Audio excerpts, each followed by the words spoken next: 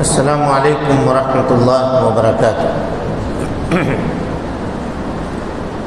ان الحمد للہ نحمده ونستعینه ونستغفره ونعوذ باللہ من شرور انفسنا ومن سیئات اعمالنا من يهده الله فلا مضل له ومن يضلل فلا هادي له وأشهد أن لا إله إلا الله وحده لا شريك له وأشهد أن محمدًا عبده ورسوله أما بعد فإن خير الحديث كتاب الله وخير الهدي هدي محمد صلى الله عليه وسلم وشر الأمور محدثاتها وكل محدثة بدعة وكل بدعة ضلالة وكل ضلالة في النار۔ محترم حاضرین، سامعین و سامعات، شرح اصول الثلاثہ کے دورے کے دوسرے دن ہم آپ تمام حضرات کا خیر مقدم کرتے ہیں اور اللہ سبحانہ و تعالیٰ سے یہ دعا کرتے ہیں کہ وہ ہم سب کے مل بیٹھنے کو قبول فرمائے، علم دین، علم نافع سیکھنے، اس کے مطابق عمل کرنے، اس کی دعوت عام کرنے اور اس راستے میں آنے والی مصیبتوں کے اوپر اللہ سبحانہ و تعالی ہم سب کو صبر کی توفیق نصیب فرمائے۔ کل کے درس میں یہ وضاحت ہم نے آپ کے سامنے کی تھی کہ یہ کتاب جو آپ کے سامنے ہے اصول ثلاثہ، اس میں قبر میں کیے جانے والے 3 سوالوں کو بیس بنا کر کے مصنف رحمۃ اللہ علیہ نے اس کتاب کی ترتیب دی ہے۔ تو سب سے پہلا سوال کیا تھا؟ من ربک، تمہارا رب کون ہے؟ کل اس کے تعلق سے تفصیلی گفتگو آپ کے سامنے ہو چکی ہے کہ رب جو ہے وہ کون ہے؟ اللہ ہے، اور وہی عبادت کے لائق ہے۔ جو رب ہے وہی عبادت کے لائق ہے، جو نعمتیں عطا کر رہا ہے، جو ہماری پرورش کر رہا ہے نعمتوں کے ذریعے سے، تو ہماری تمام تر عبادتوں کا مستحق بھی اللہ سبحانہ و تعالی اکیلا ہے اور اس کی عبادت میں کوئی شریک نہیں۔ اللہ تعالیٰ کو یہ بات ہرگز پسند نہیں ہے کہ کوئی آدمی اس کی عبادت میں کسی کو شریک ٹھہرائے، اگرچہ وہ بہت کوئی قریبی فرشتہ کیوں نہ ہو یا کوئی نبی کیوں نہ ہو، اللہ رب العالمین اس کو سخت ناپسند کرتا ہے۔ اسی لیے سب سے بڑی نیکی دنیا کے اندر جو پائی جاتی ہے وہ کیا ہے؟ توحید ہے، اور سب سے بڑا گناہ جو دنیا کے اندر پایا جاتا ہے وہ کیا ہے؟ شرک ہے۔ ان دونوں سے، شرک سے انسان کو اپنے آپ کو بچا کے رکھنا چاہیے اور توحید کے اوپر ہمیشہ اپنے آپ کو قائم رکھنا چاہیے، اور اس سلسلے میں اللہ سبحانہ و تعالیٰ سے ہمیں اور آپ کو ہمیشہ توفیق طلب کرنی چاہیے۔ اس کے بعد مصنف رحمۃ اللہ علیہ کہتے ہیں دوسری بنیادی بات، صفحہ نمبر 9 نکالیے اور صفحہ نمبر 9 کے آخری یعنی لاسٹ سے تیسرے لائن میں دیکھیے، یہ ذیلی عنوان ہے آپ کے سامنے، دوسری بنیادی بات، دیکھ رہے ہیں؟ نکالا آپ لوگوں نے پیج نمبر 9 اور اس میں نیچے سے تیسرے لائن میں، نیچے سے تیسرا لائن، دوسری بنیادی بات دین اسلام کو دلائل کے ساتھ جاننا۔ جب مصنف رحمۃ اللہ علیہ یہاں 3 اصل ہے، پہلا اصل کیا ہے؟ من ربک، اور اس کے بعد دوسری بنیادی بات کیا ہے؟ وما دینک، اور تیسری بنیادی بات ومن نبیک۔ یہی نا، قبر میں یہی 3 سوال ہے نا، کون کون؟ من ربک، وما دینک، ومن نبیک۔ من ربکا کا جواب دے چکے، اب بات کر رہے ہیں کہ وما دینک، تمہارا دین کیا ہے؟ تو مصنف رحمۃ اللہ علیہ کہتے ہیں معرفت دین الاسلامی بالادلہ، دین اسلام کو دلائل کے ساتھ جاننا، دین اسلام کو کس کے ساتھ جاننا؟ دلائل کے ساتھ جاننا۔ مصنف رحمۃ اللہ علیہ جب پہلے اصل کو بیان کر چکے تو اب دوسرے اصل کو ہمارے سامنے بیان کر رہے ہیں، اور اس میں کوئی شک و شبہ کی گنجائش نہیں ہے کہ ایک مسلمان کے اوپر جو واجبات ہیں ان میں سب سے بڑا واجب یہ ہے کہ وہ اپنے دین کی پہچان حاصل کرے، وہ دین جس کو اللہ سبحانہ و تعالیٰ نے اپنے نبی جناب محمد رسول اللہ صلی اللہ علیہ وسلم کے اوپر نازل فرمایا۔ تمام ادیان میں سب سے بہتر دین اور اس کے ماننے والے تمام امتوں میں سب سے بہتر امت۔ یہ دنیا ظلم اور ضلالت کی آماجگاہ تھی، اللہ سبحانہ و تعالیٰ نے اپنی دین کی نور سے، اپنی شریعت کی روشنی سے اس دنیا کو روشنی بخشی۔ اب جو آدمی یہ چاہتا ہے کہ وہ اندھیرے میں نہ بھٹکے، تاریکی میں نہ بھٹکے، راستہ گم نہ ہو، تو اسے چاہیے کہ وہ دین اسلام کی معرفت اور اس کی پہچان حاصل کرے۔ یہ وہی دین صافی ہے جو اللہ کے نبی صلی اللہ علیہ وسلم کے قلب اطہر کے اوپر اللہ سبحانہ و تعالی نے نازل فرمایا تھا۔ اور آج کا جو یہ زمانہ ہے یہ دین اسلام کے غربت کا زمانہ ہے۔ دین اس کے ماننے والوں میں اجنبی ہو کر کے رہ گیا، غیروں کو تو چھوڑ دیجیے، خود اس دین کے ماننے والے جو لوگ ہیں، جو یہ دعویٰ کرتے ہیں کہ ہم دین اسلام کے ماننے والے لوگ ہیں، ان کے یہاں یہ دین کیا ہو گیا؟ آج اجنبی بن کر کے رہ گیا ہے۔ اور اللہ کے نبی صلی اللہ علیہ وسلم نے کہا تھا بدأ الاسلام غریبا وسيعود غریبا کما بدأ۔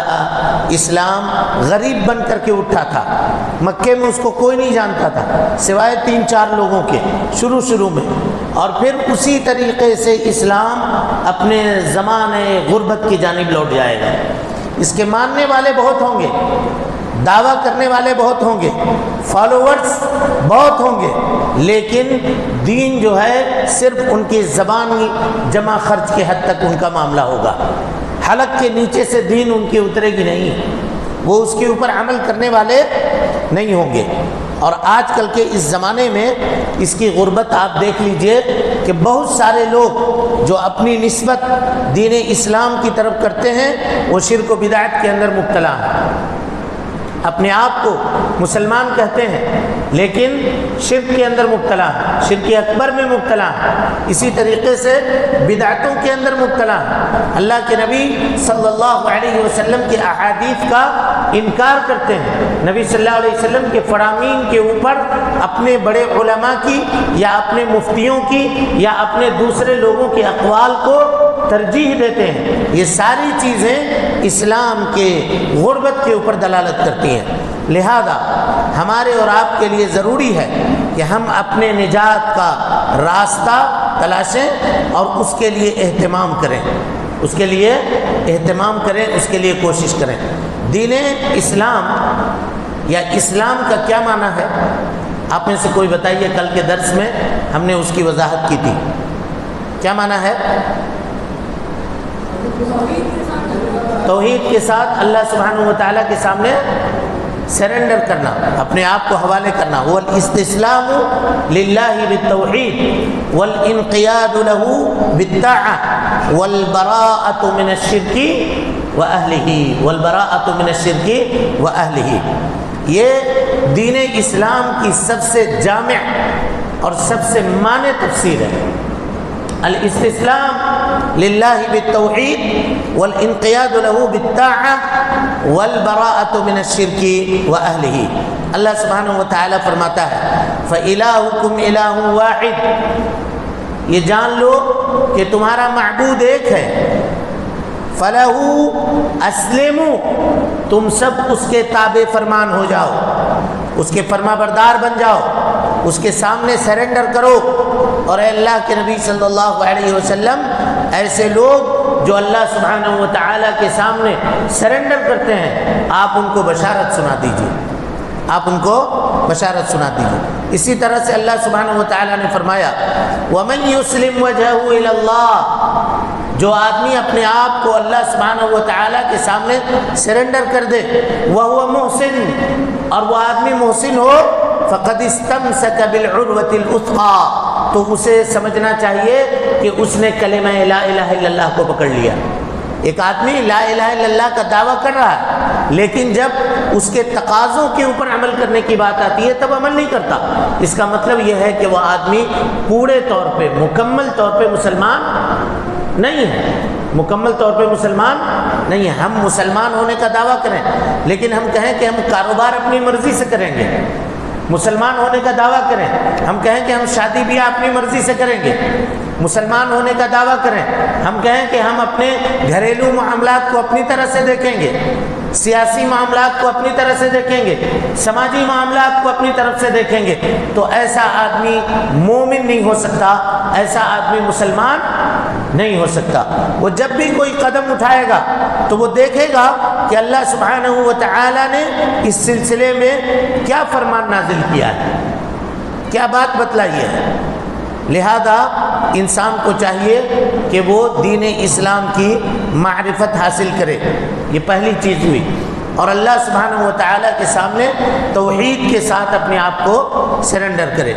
والانقیاد له بالطاعہ، والانقیاد له بالطاعہ، یہ دوسری چیز ہے۔ دوسری چیز کیا ہے کہ اپنے عقیدے کے ساتھ، اس عقیدے کے ساتھ کہ اللہ سبحانہ و تعالی رب ہے، وہی عبادت کے لائق ہے اور اسی کی عبادت کی جائے گی۔ اللہ سبحانہ و تعالی کی تمام باتوں کو ماننے کے لیے وہ اپنے آپ کو تیار رکھے، تیار رکھے۔ کوئی ایک بات بھی اگر وہ انکار کرتا ہے نا تو وہ آدمی مسلمان نہیں ہو سکتا۔ تمام باتوں کو قبول کرنا ضروری ہے، سمع و طاعت کرنا ضروری ہے، اور دل کے اندر عقیدہ رکھنا ضروری ہے۔ اور تیسری چیز ہے کہ شرک سے اور اہل شرک سے مکمل طور پہ بیزاری کا اعلان کرے۔ کل اس سلسلے میں بات ہو چکی تھی، لوگ کہتے ہیں کہ چلو یہ اس کو بھی ٹھیک کر دو، اس کو بھی ٹھیک کر دو، سب طریقہ ہے عبادت کرنے کا، سب ایک ہی چیز کو خوش کرنا چاہتا ہے، سمجھ رہے ہیں؟ ایسا معاملہ نہیں ہے۔ اگر اللہ سبحانہ و تعالیٰ کو کوئی آدمی خوش کرنا چاہتا ہے تو ضروری ہے کہ اللہ کے نبی صلی اللہ علیہ وسلم کے بتائے گئے طریقے کے مطابق وہ اللہ سبحانہ و تعالیٰ کی عبادت کرے، اور اگر نبی صلی اللہ علیہ وسلم کے طریقے کے مطابق وہ اللہ سبحانہ و تعالیٰ کی عبادت نہیں کرتا تو ایسا آدمی حقیقت میں عبادت کرنے والا نہیں ہے۔ اس کے بعد مصنف رحمۃ اللہ علیہ فرماتے ہیں وَهُوَ ثَلَاثُ مَرَاتِبَ، کس کے؟ وَهُوَ ثَلَاثُ مَرَاتِبَ، دین اسلام کے کتنے مراتب ہیں؟ کتنے مراتب ہیں؟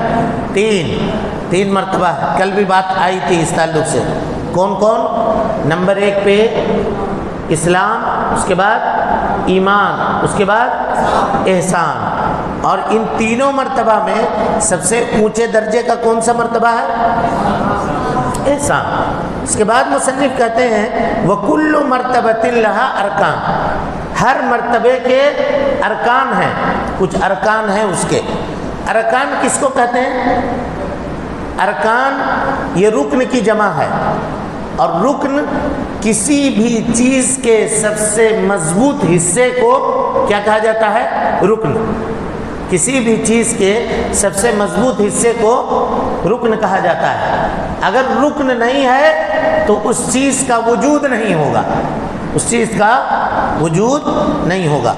تو اب اس کے اسلام کے کتنے ارکان ہیں؟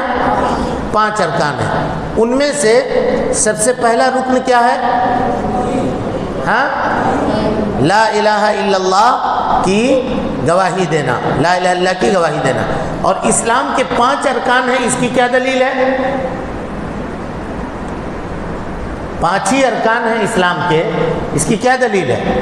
حضرت عبداللہ ابن عمر رضی اللہ عنہما کی روایت ہے صحیحین میں، صحیح بخاری اور صحیح مسلم میں۔ کیا ہے روایت؟ کہا بنی الاسلام علی 5، اسلام کی بنیاد 5 چیزوں کے اوپر رکھی گئی ہے۔ کتنی چیزیں؟ 5 چیزیں۔ سب سے پہلی چیز شہادت اللہ الہ الا اللہ، اس بات کی گواہی دینا کہ اللہ کے سوا کوئی معبود برحق نہیں، یہ پہلی چیز۔ وَأَنَّ مُحَمَّدَ رَسُولُ اللَّهِ، اور اس بات کی گواہی دینا کہ محمد صلی اللہ علیہ وسلم اللہ کے رسول ہیں۔ وَإِقَامِ الصَّلَاةِ، نماز قائم کرنا۔ وَإِيتَاءِ الزَّكَاةِ، زکوٰۃ دینا۔ وَصَوْمِ رمضان، رمضان کے روزے رکھنا۔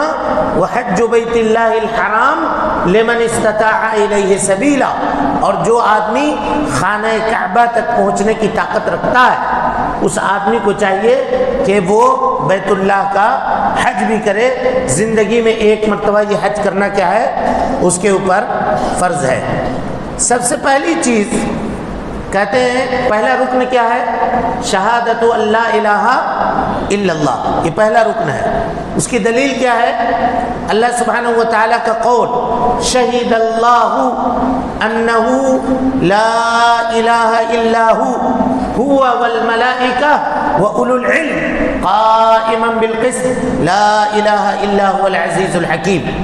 شہید اللہ انہ، اللہ تعالیٰ گواہی دیتا ہے، کس بات کی گواہی دیتا ہے؟ انہ لا الہ الا ہو، کہ اللہ کے سوا کوئی معبود برحق نہیں۔ یہ گواہی کون دیتا ہے؟ اللہ تعالیٰ دیتا ہے خود۔ شہید اللہ انہ لا الہ الا ہو، لا الہ الا ہو۔ لا الہ الا ہو کا ترجمہ کیا کر رہے ہیں ہم لوگ؟ نہیں ہے کوئی، اللہ کے سوا کوئی معبود نہیں ہے، یہ ترجمہ کر رہے ہیں۔ دیکھیے اس کو سمجھیے غور سے، یہ کیا ہے؟ لا الہ، ٹھیک ہے، اور یہاں ہے الا اللہ، یہی ہے نا جی؟ دو چیزیں، لا الہ اس میں انکار ہے، اس کو کہتے ہیں نفی، ٹھیک ہے، اور الا اللہ میں اس بات ہے، اس کو کہتے ہیں اقرار یا اثبات، اقرار یا اثبات، یہی نا؟ تو اگر کوئی آپ سے پوچھے کہ کلمے کے کتنے ارکان ہیں تو کیا بولیے گا؟ کلمہ کے کتنے ارکان ہیں؟ بولیے۔ دو ارکان، کون کون؟ ایک نفی ہے اور ایک اثبات ہے، یہی دو رکن ہیں۔ ان دو رکنوں سے مل کر کے یہ کلمہ بنتا ہے، نفی اثبات۔ نفی پہلے ہے لا، ٹھیک ہے، اب ہم کہیں لا الہ، نہیں ہے کوئی معبود، اگر یہ کہیں تو کیا یہ معنی صحیح ہوگا؟ یہ معنی صحیح ہے یا نہیں ہے؟ معبود دنیا میں ہے کہ نہیں ہے؟ حق ہے کہ ناحق ہے، اس سے بات نہیں ہو رہی ہے، بات یہ ہو رہی ہے کہ معبود ہے یا نہیں ہے؟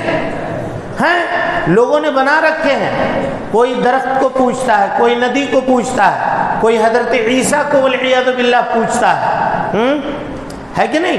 یہ معبود ہے۔ تو یہ سارے کے سارے کیا ہیں؟ معبودان باطلہ ہیں۔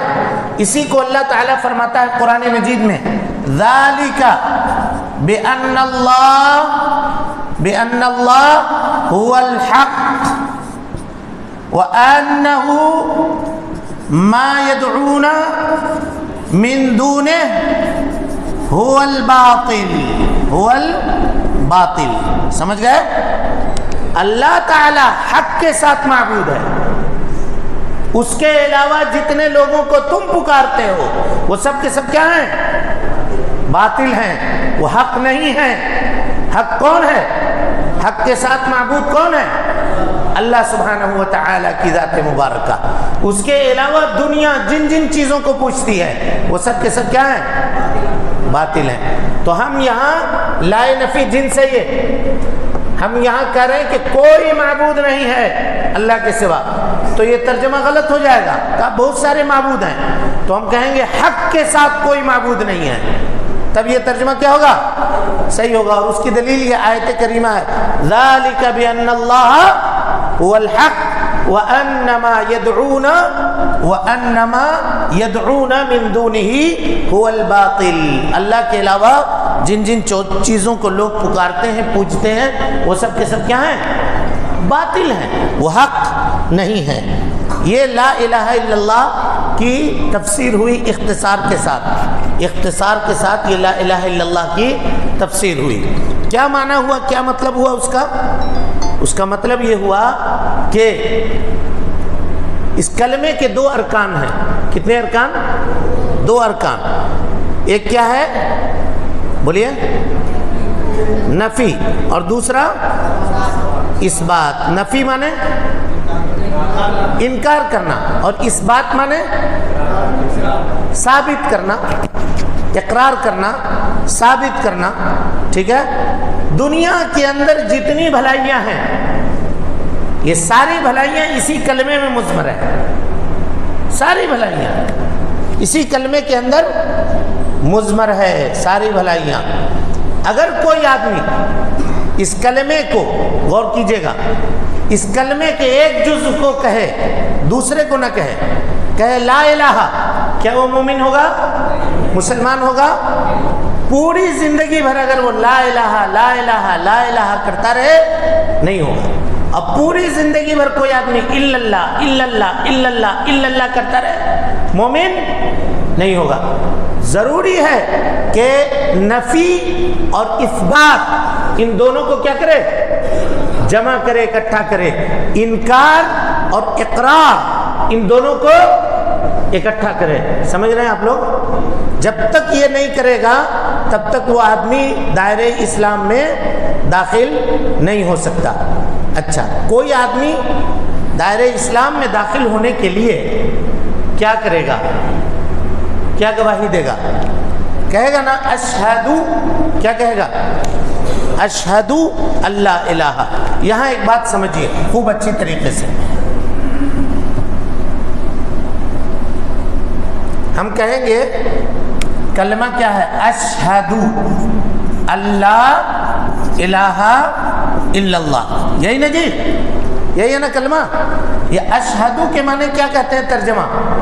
میں گواہی دیتا ہوں۔ تو گواہی دینے میں سب سے پہلے کون سی چیز ہے؟ ہاں، سب سے پہلے کون سی چیز ہے گواہی دینے میں؟ جی،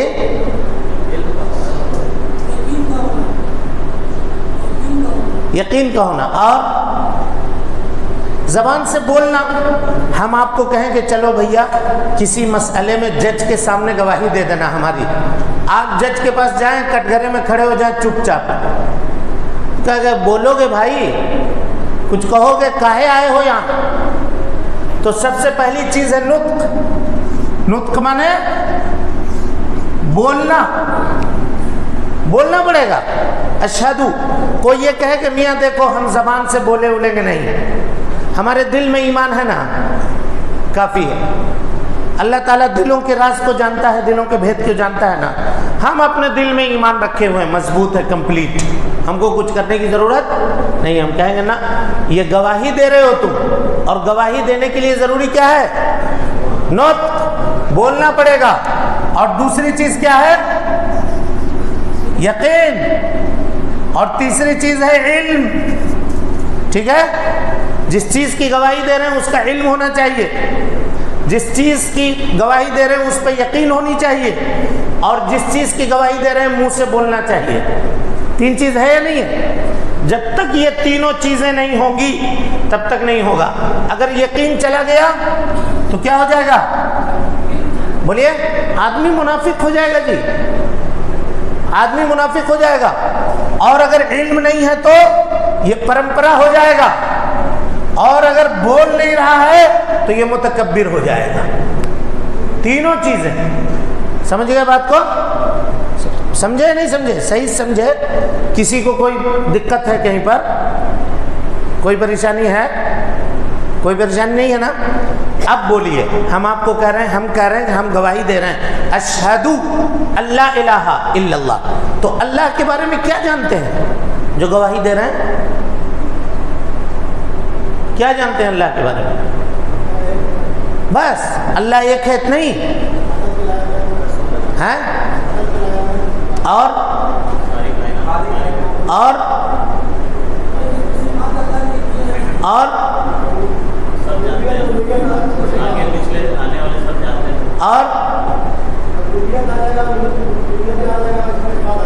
اسماء و صفات آ جائے گا. اللہ سبحانہ و تعالیٰ کے بارے میں ساری جانکاری ہمیں حاصل کرنی پڑے گی. یہ علم ہے، اور جب یہ علم جتنا گہرا ہوتا چلا جائے گا نا اتنا زیادہ یہ یقین کو بڑھائے گا. کل ہم نے بتلایا تھا نا، ایک آدمی کوئی خبر دے اس وقت کا یقین، آنکھ سے دیکھ لے اس وقت کا یقین، اور جب اس کو برت لے استعمال کر لے اس وقت کا یقین، فرق ہوگا. جتنا آپ کا علم بڑھے گا اتنے آپ کے یقین میں کیا ہوگا؟ اضافہ ہوتا رہے گا. اسی لیے کہا جاتا ہے کہ جاہل جو علم سے عاری ہو وہ کبھی اچھا مسلمان نہیں ہو سکتا، کیونکہ وہ معرفت اس کو حاصل ہی نہیں ہوگی. یقین کا معاملہ یہ ہے کہ جس قدر آپ کے دل میں علم ہوگا اس اعتبار سے آپ کے یقین میں کیا ہوگا؟ اضافہ ہوگا. اور اگر یقین نہیں ہے، سنا سنی ہم بول رہے ہیں، اپنے والد سے سن لیا، والدہ سے سن لیا، اسکول کے ٹیچر سے سن لیا، مسجد کے امام صاحب سے سن لیا اور بول رہے ہیں، تو کل قیامت کے دن یا قبر میں جب فرشتے پوچھیں گے کہاں سے سیکھے، تو کہا سمعت الناس یقولون، لوگوں کو کہتے ہوئے سنا تھا، فقلت بقولہم، ہم بھی انہی کی طرح بولنے لگے. تو فرشتے کیا کریں گے؟ کہیں گے کہ لا دریت ولا تلوت. اچھا آپ ایک بات بتائیے، ہم لوگ 60 سال 70 سال کی زندگی عام طور پہ اس دنیا میں گزارتے ہیں، گزار رہے ہیں نہیں گزار رہے ہیں؟ ہاں گزارتے ہیں نا بھائی. اللہ کے علم میں ہے کون کتنا زندہ رہے گا. لیکن ایک چیز میں بتلا رہا ہوں، اتنی عمر تو ہوتی ہے. اب اتنی عمر دنیا میں گزارنے کے باوجود کل قیامت کے دن اگر اللہ تعالی ہم سے پوچھے کہ تمہاری ہدایت کے لیے ہم نے ایک کتاب بھیجی تھی قرآن مجید، کیا پورے اس 60 سال کی مدت میں تم نے ایک مرتبہ بھی قرآن مجید کو ترجمہ اور اس کی تفسیر کے ساتھ ختم کیا؟ اگر ہمارا جواب نہیں ہے تو کتنی شرمندگی کی بات ہے. سوچیے آپ، کتنی شرمندگی کی بات ہے. ارے بھائی، جس دین کے ماننے کا ہم دعویٰ کر رہے ہیں اور جس کے لیے ہم کو اللہ نے پیدا کیا ہے، اس کی جو اصل کتاب ہے اس کتاب کا علم ہی ہم نے حاصل نہیں کیا. 60 سال 70 سال 80 سال زندگی گزار کر کے دنیا سے چلے گئے. تو ایسے زندگی گزارنے کا کوئی فائدہ نہیں ہے، ایسی زندگی گزارنے کا کوئی فائدہ نہیں ہے. چلیے اس کے بعد کوئی پڑھ سکتے ہیں، کتاب ہے پڑھیے. کوئی کیا لکھا ہوا ہے؟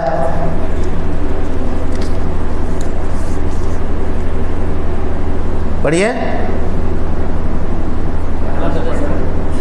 ہاں پڑھیے یہاں سے. پہلا درجہ اسلام. پہلا درجہ اسلام. جی.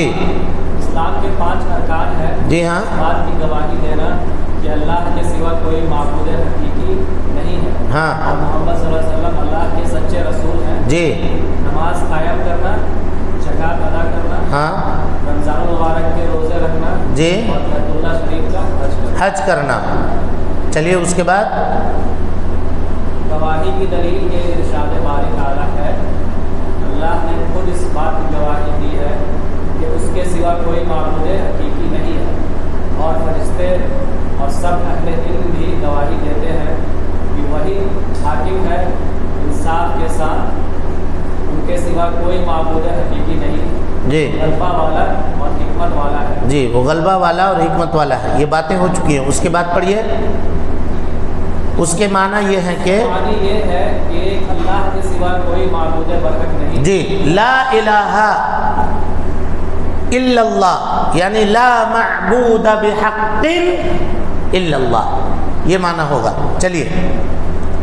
لا الہ الا اللہ میں اللہ کے سوا ان تمام چیزوں کی نفی ہے جن کی عبادت ہوتی ہے. جی. لا الہ، ان تمام چیزوں کی کیا ہے؟ نفی ہے، جن کی اللہ کے علاوہ عبادت ہوتی ہے. اور الا اللہ میں صرف ایک اللہ کی عبادت کی اس بات ہے.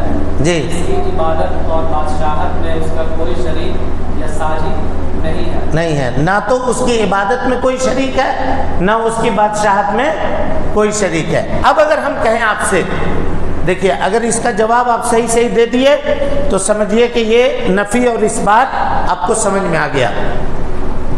غور سے دیکھیے اس کو،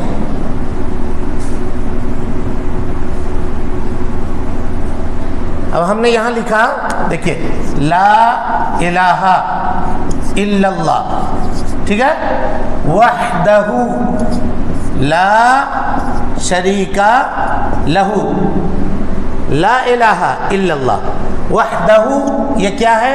لا شریک لہ یہ کیا ہے؟ بتائیے۔ لا میں یہ تو سمجھ گیا کہ یہ کیا ہے؟ نفی، یہ کیا ہے؟ اس بات، تو یہ اور یہ کیا ہے؟ یہ کیا ہو گیا؟ وحدہ کیا ہو گیا؟ ہاں اکیلا ہے، ٹھیک ہے، لیکن ہوا کیا یہ؟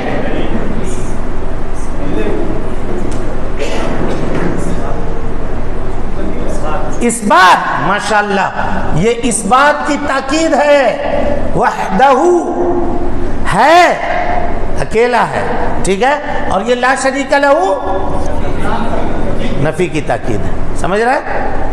اب ایسی چل، لا الہ الا اللہ وحدہ اس بات کی تاکید اور لا شریک لہ نفی کی تاکید، تو کلمہ دو چیزوں سے مرکب ہے، ایک ہے نفی اور ایک ہے اس بات۔ یہ بار بار آپ کو سمجھا رہا ہوں، یہ دو رکن ہے، دونوں کو ایک دوسرے سے الگ اور جدا نہیں کر سکتے، اور یہی وجہ ہے کہ کفار و مشرکین یہ کلمہ پڑھنے سے ڈرتے تھے۔ کیوں؟ کیونکہ وہ اس کے معانی کو سمجھتے تھے، آج جیسے وہ نہیں تھے، وہ یہ سمجھتے تھے کہ اگر ہم یہ کلمہ پڑھیں گے تو یہ لات، عزا، منات اور یہ جو بت ہم نے بنا رکھے ہیں سب کا انکار کرنا پڑے گا، کیونکہ یہاں نفی ہے۔ یہ آج الگ بات ہے کہ آج کا مسلمان لا الہ الا اللہ کا اقرار بھی کرتا ہے اور وہ شرک کے اندر ملوث بھی ہے، کیونکہ وہ کلمے کے معانی کو اور اس کے مفہوم کو سمجھ ہی نہیں رہا ہے۔ بیچارہ زندگی بھر رٹتا رہتا ہے، مزار پہ کھڑے ہو کر کے بھی لا الہ الا اللہ پڑھتا ہے، لیکن اس کو پتہ نہیں ہے کہ وہ کیا پڑھ رہا ہے، پتہ نہیں ہے کہ کیا پڑھ رہا ہے۔ اللہ کے علاوہ جتنے معبودان باطل ہیں ان تمام کا انکار ہے، کس میں؟ لا الہ میں، اور صرف الہ واحد وحدہ لا شریک لہ اس کی عبادت کا اقرار ہے۔ سمجھ میں آ گئی بات؟ تو جب آدمی اس کلمے کو سوچ سمجھ کے بولے گا تو وہ کبھی اپنی زندگی میں شرک کا ارتکاب کرنے والا نہیں ہوگا، اللہ تعالیٰ کی فضل اور اس کے توفیق سے۔ پڑھیے تو اس کے آگے،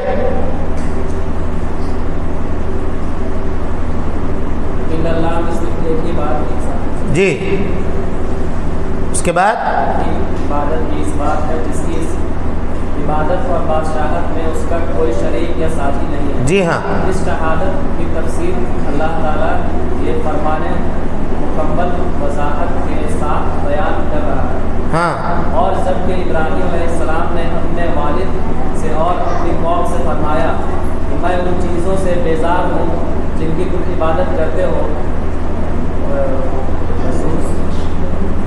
بجوز ذات کے، ہاں، جس نے مجھے پیدا کیا اور وہی مجھے ہدایت بھی کرے گا۔ ہاں، اور ابراہیم علیہ السلام اسی کو اپنی اولاد میں بھی باقی رہنے والی بات قائم کر گئے، ہاں، کہ لوگ شرک سے باز آتے رہے۔ دیکھیے یہاں پر اسی چیز کی اللہ سبحانہ و تعالیٰ کے نبی حضرت ابراہیم علیہ السلام نے اعلان کیا تھا۔ کیا کہا تھا؟ وَإِذْ قَالَ إِبْرَاهِيمُ لِقَوْمِهِ، جب حضرت ابراہیم علیہ السلام نے اپنے قوم والوں سے کہا، کیا کہا؟ إِنَّنِي بُرَاءٌ مِّنْكُمْ وَمِمَّا تَعْبُدُونَ، یہ کیا ہے؟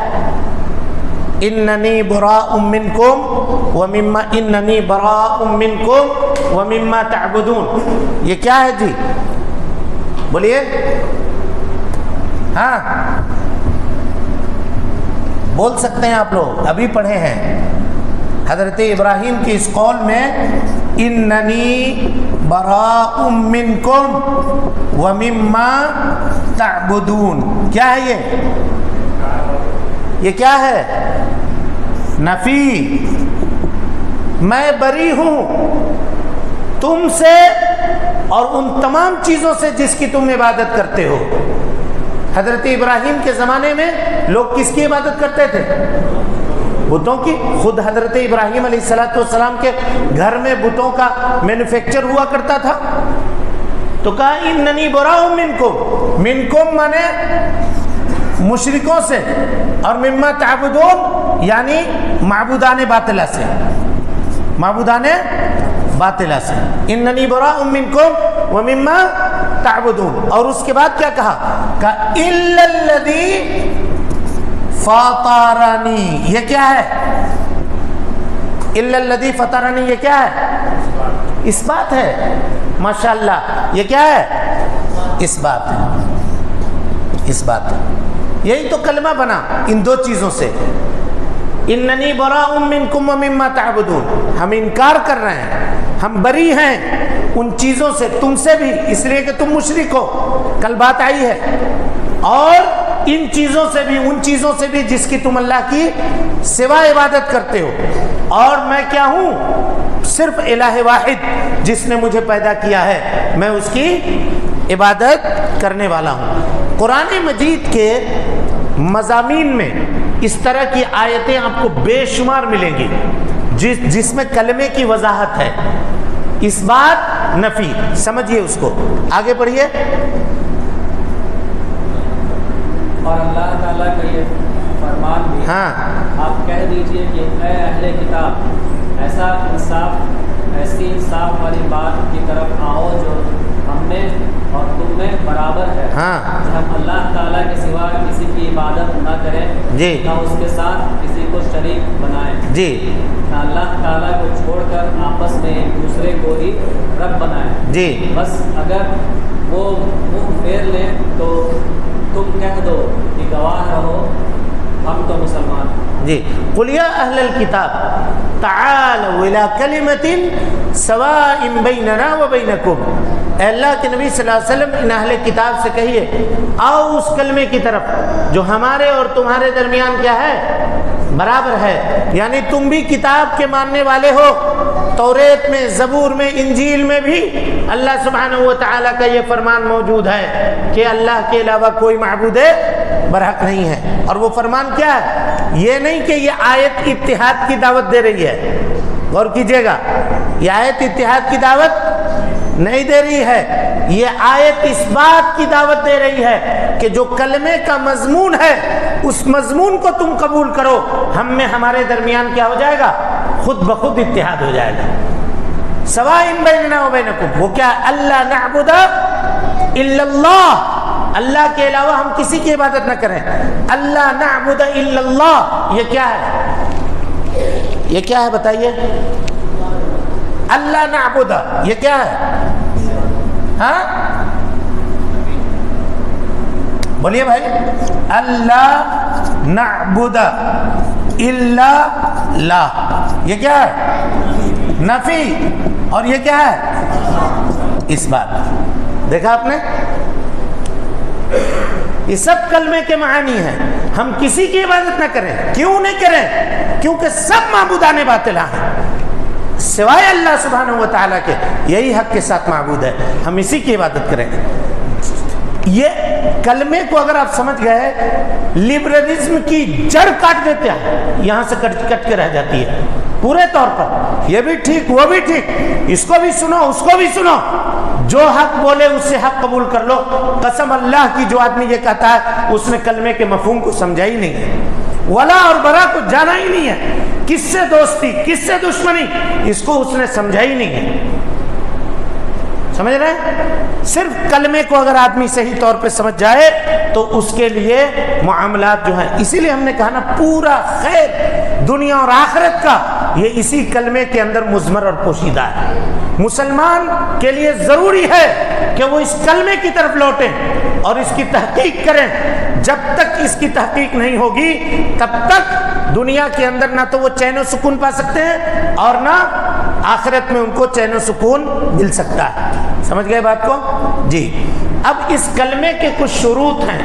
لا الہ الا اللہ کے کیا ہیں؟ شروط ہیں. کتنے شروط ہیں کوئی بتائیے آپ لوگوں میں سے؟ کسی کو معلوم ہے؟ بولیے بھائی. اب دیکھیے جب شرط معلوم نہیں ہے تو کلمے کو کیسے تحقیق کریں گے؟ اس کی تحقیق کیسے ہوگی؟ بولیے. 7 شرط ہیں. کتنے؟ 7. اس کلمے کے ارکان کتنے ہیں؟ 2. نفی اثبات. ٹھیک ہے. اس کے شروط کتنے ہیں؟ 7. ان 7 شرطوں کو خوب غور سے سمجھیے. سب سے پہلی شرط ہے العلم. پہلی شرط کیا ہے؟ علم. اور ایسا علم جو جہالت کے منافی ہو.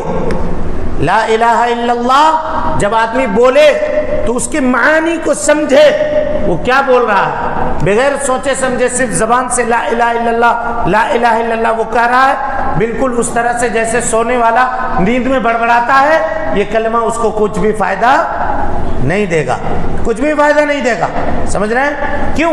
اس لیے کہ آپ قاضی کے سامنے جب گواہی دینے کے لیے جائیے، اگر آپ کی گواہی جہالت کے اوپر مبنی ہے تو قاضی آپ کے گواہی کو نہیں سنے گا، رد کر دے گا، مسترد کر دے گا. اسی لیے اللہ سبحانہ و تعالیٰ قرآن مجید میں فرماتا ہے، دیکھیے فَاعْلَمُوا، یہ بات جان لو، انما انزل بعلم اللہ، اللہ سبحانہ و تعالیٰ کے علم میں ہے جو چیز اللہ نے نازل کیا ہے. وَأَلَّا إِلَٰهَ إِلَّا هُوَ، اللہ کے سوا کوئی معبود برحق نہیں ہے. اسی طریقے سے ایک جگہ فرمایا فَاعْلَمْ أَنَّهُ لَا إِلَٰهَ إِلَّا هُوَ وَاسْتَغْفِرْ لَا إِلَٰهَ إِلَّا اللَّهُ وَاسْتَغْفِرْ لِذَنبِكَ، یہ جان لو کہ اللہ کے سوا کوئی معبود برحق نہیں ہے اور اللہ سے اپنے گناہوں کی معافی مانگو. تو ضروری ہے کہ لا الہ الا اللہ کہنے سے پہلے آدمی کے پاس کیا ہو؟ علم ہو. دوسری چیز یقین ہو. پہلے کیا ہو؟ علم. دوسری چیز یقین. اور یقین کے دیکھیے کچھ چیزیں ہوتی ہیں یقین کے مقابلے میں کیا ہے؟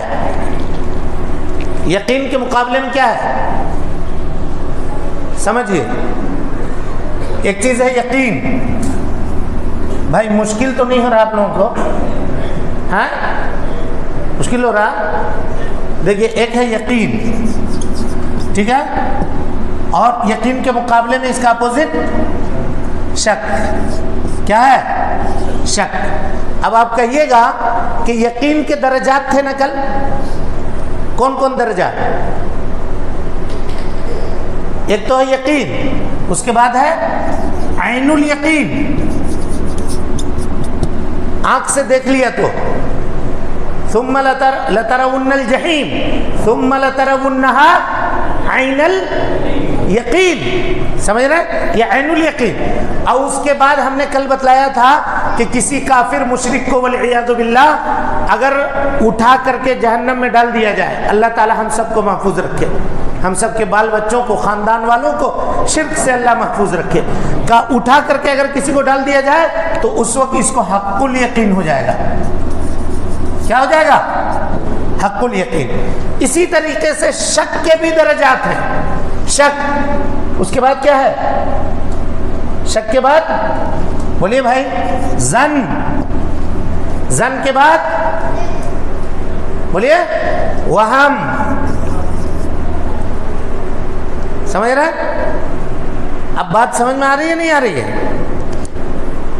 ایک ہے شک، ایک ہے ظن اور ایک ہے وہم. وہم تو یہ تینوں چیزیں نہیں ہونی چاہیے. تینوں چیزیں نہیں ہونی چاہیے. دیکھیے ایک چیز ہے شک. ہم آپ کو کہیں شک میں ہوتا کیا ہے معاملہ، اس طرح سمجھیے. شک میں معاملہ ہوتا ہے یہ 50-50 ہوتا ہے. 50-50. باہر بارش ہو رہی ہے نہیں بھی ہو سکتی ہے. 50-50 دونوں طرف. اب یہی 50-50 اگر 80-20 हो जाए तो ये 80 क्या हो जाएगा? ज़न। 20% शक है और यही 20% क्या हो जाएगा? वहम। अभी समझे बात को या नहीं समझे? समझ गए? नहीं समझे? देखिए, शक में होता यह है किसी चीज में तरद्दुद बराबर हो, हाँ ना, दोनों का पल्ला 50-50 में हो। हम जैसे कहें कि बारिश हो रही है, आप कहें कि हो भी रही होगी, नहीं भी हो रही होगी। हाँ और ना में आप क्या हैं? शक में हैं। समझ रहे हैं बात को? और दोनों 50-50 है, बराबर बराबर, हो भी सकता नहीं भी हो सकता। इसको कहते हैं शक। अतरद्दुद बैना अमरैनी सवा, दो मामले में हमको तरद्दुद हो बराबर बराबर, इसको कहेंगे शक। और अगर हम कहें कि बारिश हो रही है बाहर में, हाँ यकीनन हो रही होगी, हमको लग रहा है कि हो रही होगी, तो कितना परसेंट लग रहा है आपको? तो कहा 80% लग रहा है कि हो रही होगी। 80% चांस है, कहते हैं ना लोग। तो ये जो 80% है ये क्या है? ज़न। इसी को कहते हैं गालिब गुमान। क्या कहते हैं? गालिब गुमान। ए भाई ये काम किए हो, ये काम हो गया होगा। नहीं, गालिब गुमान है कि ये काम हो गया होगा, यानी 80% हमको यकीन है कि ये काम हो गया होगा। और उसके बाद वहम माने ना, वो कर भी ना किया होगा, हो सकता है कि कर दिया हो लेकिन किया। अच्छा, कर दिया हो कितना परसेंट आप कह रहे हैं? का 20% चांस है कि कर दिया हो, 80% चांस है कि नहीं किया हो। तो ये जो 20% है ना, इसको कहेंगे वहम। अभी समझे या नहीं समझे? सारे लोग समझ गए जी? चलिए अल्हम्दुलिल्लाह। तो अब जब यकीन हम कहें ना, तो शक भी नहीं होना चाहिए, जन भी नहीं होना चाहिए, वहम भी नहीं होना चाहिए। कोई आदमी कहे ला इलाहा इल्लल्लाह, अल्लाह के सिवा कोई माबूद बरहक नहीं, लेकिन कहे कि हमको 80% चांस है कि अल्लाह के सिवा कोई माबूद बरहक नहीं, हो सकता है कोई दूसरा भी हो, तो क्या वो आदमी मोमिन होगा? बोलिए। कोई कहे कि नहीं हमको 50-50, हो सकता है अल्लाह हो भी नहीं भी हो, होगा? नहीं होगा। कोई कहे नहीं 80-20, 80% चांस है कि अल्लाह ताला होगा, 20% चांस है कि नहीं होगा, होगा? ऐसा नहीं होगा। तो शक की ये तीनों किस्में नहीं होनी चाहिए, और यकीन के ये तीनों किस्म मतलूब है पूरे तौर पे। आदमी जिस तरह से अभी दिन है, इसमें किसी को शक है? उससे ज्यादा यकीन हमको इस बात के ऊपर होनी चाहिए कि अल्लाह के सिवा कोई माबूद बरहक नहीं है। तो ये दूसरी शर्त हुई। पहली शर्त क्या हुई? इल्म। और जितना इल्म आपका बढ़ेगा अल्लाह के मुताल्लिक, उसके किताब के मुताल्लिक, उसके आयतों के मुताल्लिक, आपके यकीन में क्या होगा? उतना इजाफा होता चला जाएगा। यकीन इल्म का समरा है। यकीन किसका समरा है? इल्म का समरा है। देखिए, अगर हम इस वक्त एक सांप ला करके यहाँ छोड़े, गौर से देखिएगा, सुनिए पहले बात को मेरे। सांप ला करके छोड़े, उस सांप को आप नहीं जानते हो, बड़ा खूबसूरत नजर आ रहा है, ठीक है? अब सब आइएगा करीब देखने के लिए उसका, माशाअल्लाह बहुत चमकदार है भाई, बहुत अच्छा है। हम कहें अगर ये काट दिया ना, 1 सेकंड भी नहीं लगेगा, यहीं मर जाइएगा अभी। फिर आप कहाँ जाइएगा? उसके करीब होइएगा, कहाँ चले जाइएगा? इल्म हो गया अब इसके बारे में, ये क्या चीज़ है, समझ में आ रही बात? अच्छा, एक प्लास्टिक का सांप लाके हम यहाँ पे रखें, आप वहाँ से बैठ के इसको देख रहे हैं, लग रहा है बिल्कुल ओरिजिनल सांप, आप वहाँ से डर रहे हैं। हम कहा भाई ये ओरिजिनल नहीं है, प्लास्टिक है। उसके बाद आप क्या कीजिएगा? उसको अपने हाथ में ले लीजिएगा, लेके जेब में भी रख सकते हैं, क्योंकि आपको इल्म हो गया इसकी हकीकत के मुताल्लिक। तो जब हकीकत के मुताल्लिक हम किसी चीज़ के न जानेंगे, तब तक हम उससे, बोलिए, बच नहीं सकते। छोटा बच्चा है जिसको पता नहीं कि आग है कि खजूर है, एक जगह खजूर रखिए और एक जगह आग रख दीजिए, पकड़ने के लिए बोले, जिसको चाहेगा उसको पकड़ लेगा। लेकिन आपके सामने हम 2 ऑप्शन दें कि यह आग का कोयला जल रहा है और वहीं पे लाल चॉकलेट है, किसको लीजिएगा? किसको लीजिएगा? चॉकलेट को। क्यों? क्योंकि आप जानते हैं कि आग को छुएंगे, आपको बस इल्म है कि अगर आग को छुएंगे तो हाथ जला लेंगे। جتنا علم بڑھے گا اتنا کیا ہوگا؟ یقین بڑھے گا. سمجھ میں آئی بات؟ آئی یا نہیں آئی؟ جی اللہ تعالیٰ فرماتا ہے، کہا انما المؤمنون الذین آمنوا باللہ ورسولہ، بے شک مومن وہ ہیں جو اللہ کے اوپر اور اس کے رسول کے اوپر ایمان لاتے ہیں، ثم لم یرتابوا، پھر وہ شک نہیں کرتے. سورہ حجرات کی آیت ہے، پھر وہ شک نہیں کرتے. اسی طرح سے کہا وارتابت قلوبہم، ایمان لانے کے بعد ان کے دل جو ہے نا شک کے اندر ہو گئے مبتلا، اور فہم فی ریبہم یترددون، وہ اپنے شک میں کیا ہے؟ ٹامک ٹوئی مار رہے ہیں. اب اس میں ایک حدیث دیکھیے، ایک حدیث سنیے. نبی صلی اللہ علیہ وسلم ایک باغ میں بیٹھے ہوئے تھے، ٹھیک ہے، باغ میں بیٹھے ہوئے تھے. حضرت ابو ہریرہ رضی اللہ تعالیٰ عنہ بھی ساتھ میں تھے. نبی صلی اللہ علیہ وسلم نے اپنے جوتے کو اتارا اور اتارنے کے بعد حضرت ابو ہریرہ کو دے دیا، کہا یہ جوتا لو اور باغ کے باہر جائیے. جس آدمی سے آپ کی ملاقات ہو اور وہ لا الہ الا اللہ کی گواہی دے رہا ہو مستیقنا بہا قلبہ، دل کے یقین کے ساتھ، دل کے یقین کے ساتھ، یہی یقین کی بات چل رہی ہے آپ کے سامنے، اگر اس کی گواہی دے رہا ہو بشرہ بالجنہ، اس کو جنت کی بشارت دے دو. جیسے نکلے حضرت ابو ہریرہ لے کر کے وہ جوتا لے کر کے باہر نکلے تو پہلی ملاقات جو ہوئی وہ حضرت عمر ابن خطاب رضی اللہ تعالیٰ عنہ سے ہو گئی. کہا کہ ابو ہریرہ کہاں جا رہے ہو یہ جوتا لے کر کے؟ کہا اللہ کے نبی صلی اللہ علیہ وسلم نے مجھے بھیجا ہے اور کہا کہ جو آدمی لا الہ الا اللہ کی گواہی دے رہا ہو دل کے یقین کے ساتھ اس کو جنت کی بشارت دے دو. حضرت عمر ابن خطاب رضی اللہ تعالیٰ عنہ نے حضرت ابو ہریرہ کو دھکا دیا، کہا چلو واپس، ایسا مت کرو. اور آگے آگے حضرت ابو ہریرہ چل رہے ہیں، پیچھے پیچھے حضرت عمر آ رہے ہیں. پہنچے، کہا کیا ہوا؟ کہا حضرت عمر نے ہم کو دھکا دے کے گرا دیا. کہا کیا بات ہے، کیوں ایسا کیا؟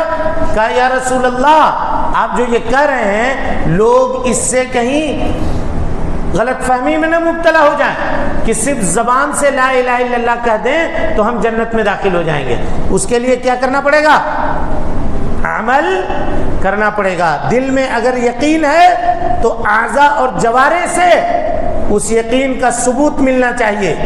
آدمی عمل کرے، اس کے مطابق عمل کرے تب جا کر کے وہ کامیاب ہو سکتا ہے. اور اس کے بعد تیسری شرط، دو ہو گیا علم، اس کے بعد یقین، تیسری چیز اخلاص. لا الہ الا اللہ کہہ رہے ہیں صرف اللہ کی رضامندی کے لیے. کوئی آدمی کہے لا الہ الا اللہ کہا تو تنخواہ میں اضافہ ہو جائے گا، تنخواہ میں اضافہ کرنے کے لیے لا الہ الا اللہ پڑھ رہا ہے. کوئی گرانٹ حاصل کرنے کے لیے لا الہ الا اللہ پڑھ رہا ہے، کوئی کسی اور مقصد سے لا الہ الا اللہ پڑھ رہا ہے، تو اس کا یہ پڑھنا اس کو کوئی فائدہ نہیں دے گا. اس میں اخلاص ہونی چاہیے، اللہ تعالیٰ کی رضامندی ہونی چاہیے. اللہ کے نبی صلی اللہ علیہ وسلم نے فرمایا فَإِنَّ اللَّهَ حَرَّمَ عَلَى النَّارِ، اللہ سبحانہ و تعالیٰ نے جہنم کو حرام کر دیا ہے. من قال لا الہ الا اللہ، جو آدمی لا الہ الا اللہ کہے یبتغی بذلک وجہ اللہ، اخلاص کے ساتھ لا الہ الا اللہ کہے، اخلاص ہونی چاہیے لا الہ الا اللہ میں. اور چوتھی چیز ہے، تین چیز، علم، چلیے بولیے کون کون؟ علم، یقین، تیسرے نمبر پہ اخلاص، چوتھے نمبر پہ صدق، سچائی. کیا ہے؟ سچائی. صدق کا مطلب یہ ہے کہ جو دل میں ہے وہی زبان پر ہو، جو دل میں ہے وہی زبان پہ ہو. دل میں کچھ اور ہے، زبان پہ کچھ اور ظاہر کر رہے ہیں، تو یہ آدمی کون ہوگا؟ منافق. یہ آدمی منافق ہوگا. اللہ کے نبی صلی اللہ علیہ وسلم نے فرمایا من قال لا الہ الا اللہ، جو آدمی لا الہ الا اللہ کی گواہی دے صدقا من قلبہ، دل کے سچائی کے ساتھ، یعنی جو گواہی زبان سے دے رہا ہے دل کے اندر بھی اس سچائی کا مکمل طور پہ یقین ہو. اور منافقین کے بارے میں کیا کہا اللہ نے؟ اذا جاءک المنافقون، اللہ کے نبی صلی اللہ علیہ وسلم جب آپ کے پاس منافقین آئے قالوا نشہد انک لرسول اللہ، وہ یہ گواہی دے کہ آپ اللہ کے رسول ہیں. واللہ یعلم انک لرسول، اللہ جانتا ہے کہ آپ اللہ کے رسول ہیں، لیکن اللہ یہ گواہی دے رہا ہے واللہ یشہد ان المنافقین لکاذبون، کہ یہ منافق اپنے دعوے میں کیا ہیں؟ جھوٹے ہیں، اپنے دعوے میں جھوٹے ہیں۔ تو اگر دل، جو بات ہم زبان سے کہہ رہے ہیں، دل کے اندر وہ بات نہیں ہے، تب بھی یہ کلمہ ہم کو فائدہ دینے والا نہیں ہے۔ تو کون کون سی چیز ہوئی بتائیے، گنائیے ہم کو؟ علم، یقین، اخلاص، صدق، ہے نا؟ 4۔ پانچواں محبت، پانچویں چیز محبت، جس بات کی گواہی ہم دے رہے ہیں اس سے محبت ہونی چاہیے، لا الہ الا اللہ سے محبت ہونی چاہیے۔ اسی طریقے سے لا الہ الا اللہ سے، توحید سے اگر محبت ہے تو شرک سے کیا ہونی چاہیے؟ نفرت ہونی چاہیے، نفرت ہونی چاہیے۔ اگر توحید محبوب ہے تو شرک سے کیا ہوگا؟ نفرت۔ لیکن آج معاملہ کیا ہے؟ الٹا ہے۔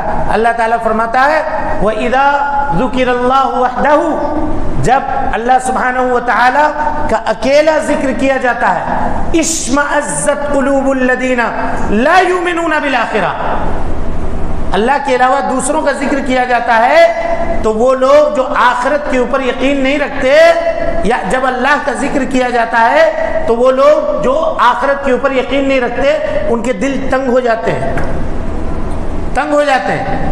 وَإِذَا ذُكِرَ الَّذِينَ مِن دُونِهِ، جب اللہ کے علاوہ دوسروں کا ذکر کیا جاتا ہے، اِذَا هُمْ يَسْتَبْشِرُونَ، خوش ہو جاتے ہیں، خوش ہو جاتے ہیں۔ آج دیکھیے شرک و بدعت کے جو اڈے ہیں وہاں سب سے زیادہ زینت بننے والے کون لوگ ہیں؟ اور اگر انہی کو بولیے توحید پڑھو، کتاب و سنت کی تعلیم حاصل کرو، تو لاکھ دعوت دے کے بلانے کے باوجود بھی لوگ نہیں آتے ہیں، ہے یا نہیں؟ اسلام سیکھنے کے لیے، دین سیکھنے کے لیے، شریعت سیکھنے کے لیے ہمارے پاس وقت نہیں ہے، لیکن لہو و لعب کے لیے، کھیل کود دیکھنے کے لیے دیکھیے وقت ہی وقت ہے ہمارے پاس، وقت ہی وقت ہے ہر انسان کے پاس۔ بہرحال تو لا الہ الا اللہ سے محبت ہونی چاہیے، یہ بھی شرط ہے۔ اور اس کے بعد 6 نمبر کی شرط وہ کیا ہے؟ القبول۔ لا الہ الا اللہ کے جو تقاضے ہیں، اس کے جو واجبات ہیں، اس کو ہم کیا کریں؟ قبول کریں، پورے طور پر، پورے طور پر اس کو قبول کریں۔ اگر کوئی ایک چیز بھی آدمی انکار کرتا ہے تو وہ آدمی مومن نہیں ہو سکتا، وہ آدمی مومن نہیں ہو سکتا۔ اچھا ایک بات بتائیے، کوئی آدمی یہ کہے کہ دیکھو آپ کا جو دین ہے نا اسلام، یہ سب سے بہتر دین ہے، بہت اچھا دین ہے، ماشاءاللہ، اس سے بہتر دین اور کوئی ہو نہیں سکتا، کیا کہیں گے؟ وہ آدمی مسلمان ہو گیا؟ بولیے، آدمی مسلمان ہو گیا نہیں ہوا؟ کائے نہیں ہوا؟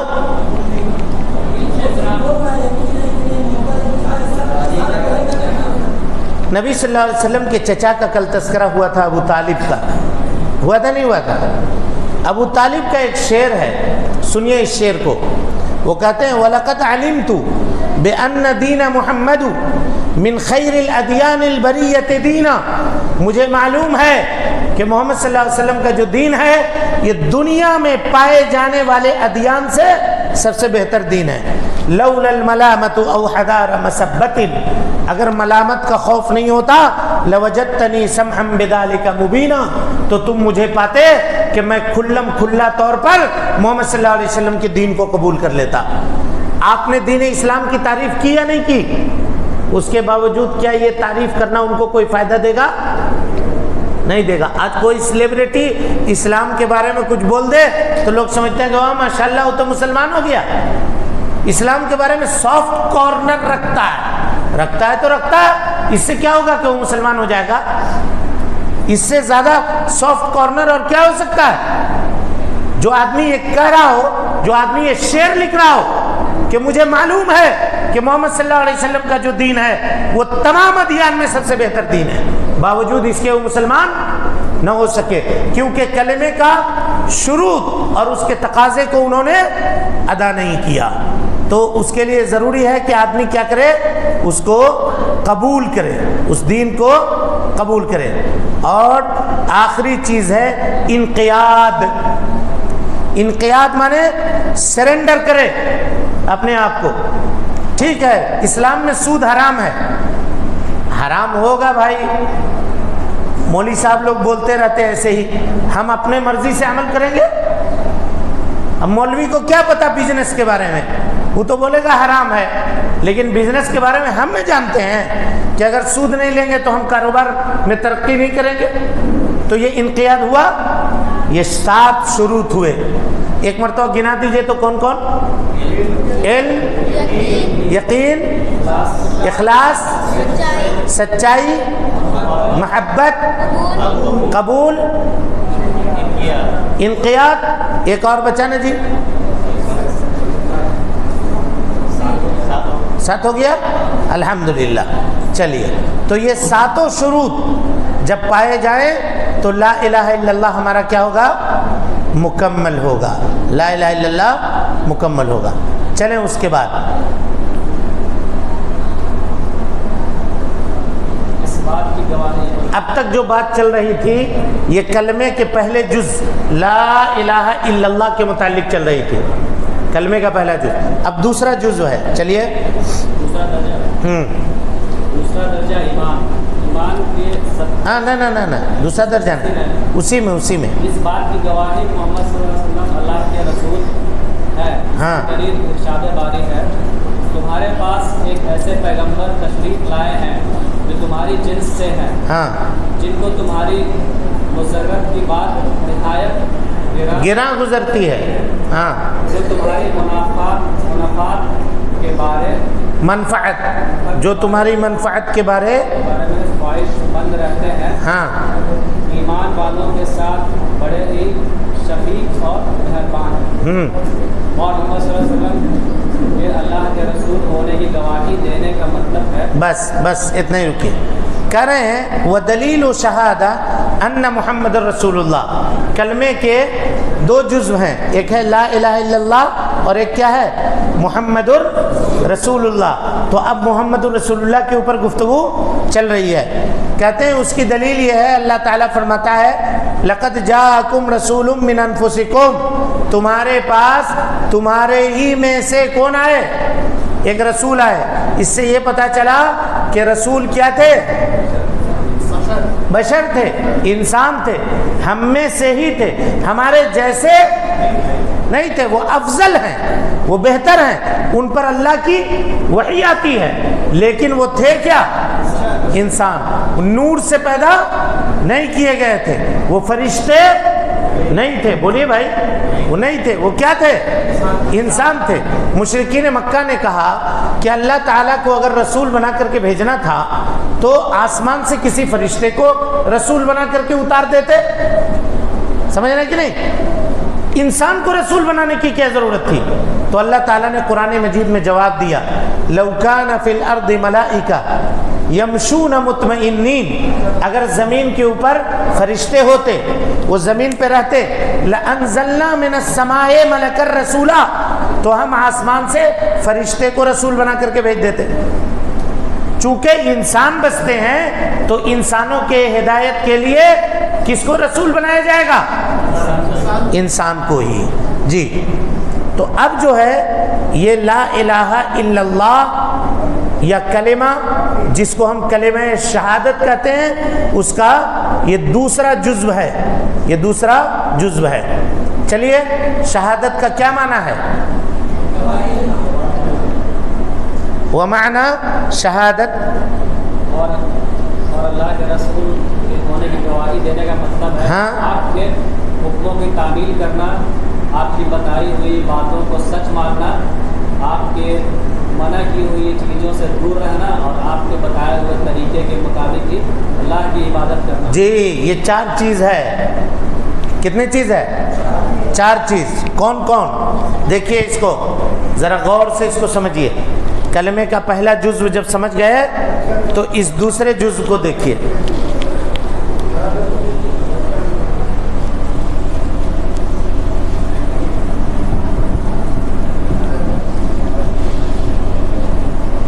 لا الہ الا اللہ پہ ہم لوگ بات کر چکے.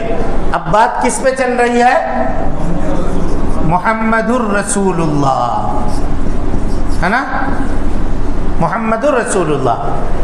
جو آدمی محمد الرسول اللہ کی گواہی دیتا ہے اس کے اوپر 4 چیزیں ہوتی ہیں. نمبر 1 طاعتہ فیما امر، ٹھیک ہے. نمبر 2 تصدیقہ فیما اخبر. غور سے دیکھیے. ہاں. نمبر 3 اجتناب عما نہا عنہ وجزر. اور چوتھی چیز ہے وَأَلَّا يَعْبُدُ اللَّهَ إِلَّا بِمَا شَرَعَ. یہ 4 چیز ہے. خوب غور سے اس کو دیکھیے. جو آدمی محمد الرسول اللہ کی گواہی دیتا ہے اس کے اوپر یہ 4 چیزیں نافذ ہوتی ہیں. سب سے پہلی چیز، نبی صلی اللہ علیہ وسلم جن کاموں کے کرنے کا حکم دیں ان کاموں کو کریں. جن کاموں کے کرنے کا حکم دیں ان کاموں کو کیا کریں. آج لوگ سنت کو ہلکا سمجھ کے چھوڑ دیتے ہیں. سنت کو کیا کرتے ہیں؟ ہلکا سمجھ کے چھوڑ دیتے ہیں. حالانکہ یہ ہلکی بات نہیں ہے. آپ کو میں بتلا دوں، نبی صلی اللہ علیہ وسلم کے سامنے دسترخوان لگا ہوا تھا. ایک آدمی آیا، اب بیٹھ کر کے اس نے بائیں ہاتھ سے کھانا شروع کر دیا. کس ہاتھ سے؟ بائیں ہاتھ سے کھانا شروع کر دیا. اللہ کے نبی صلی اللہ علیہ وسلم نے کہا اللہ کے بندے دائیں ہاتھ سے کھاؤ. بائیں ہاتھ سے کاہے کو کھاتے ہو؟ دائیں ہاتھ سے کھاؤ. تکبر کرتے ہوئے اس نے کہا کہ میں دائیں سے نہیں کھا سکتا، جبکہ اس کا ہاتھ ٹھیک ٹھاک تھا. تکبر کرتے ہوئے نہیں ہم سے نہیں ہو سکتا. ہم لوگ جیسے بولتے ہیں نا سنت ہونے دو، ہم نہیں، ہماری مرضی ہے بھائی، ہم اپنی مرضی کے مطابق چلیں گے. اس نے ایسا کہا. نبی صلی اللہ علیہ وسلم نے کہا لستطعت، تو کبھی نہیں کر سکے گا. بس اس کا یہ ہاتھ کیا ہو گیا؟ سوکھ گیا. اب یہ فولڈ نہیں ہونے لگا، منہ تک کبھی جانے نہیں لگا. ایک بار پیارے مصطفیٰ کے ماننے سے اس نے انکار کر دی. اللہ سبحانہ و تعالیٰ نے اس کو یہ سزا دی کہ اس کا ہاتھ کیا ہو گیا؟ سوکھ گیا. آج ہم لوگ لاکھوں بار اللہ کے نبی صلی اللہ علیہ وسلم کی ماننے سے انکار کر دیتے ہیں اور اس کے بعد سوچتے ہیں کہ اللہ تعالیٰ ہم کو عزت دے گا. بولیے ہاں. اس کے بعد سوچتے ہیں کہ ہم کیوں پریشان ہیں. کبھی غور کیجئے، ہماری پریشانی کی وجہ یہ تو نہیں ہے کہ ہم نے سنتوں کے اوپر عمل کرنا چھوڑ دیا ہے. یہ تو نہیں ہے ہماری پریشانی کی وجہ. سب سے پہلی چیز طاعتہ فیما امر. اللہ کے نبی صلی اللہ علیہ وسلم جس بات کا حکم دے رہے ہیں اس میں کامل طور پر، مکمل طور پر ہم کو سر تسلیم خم کرنا ہوگا.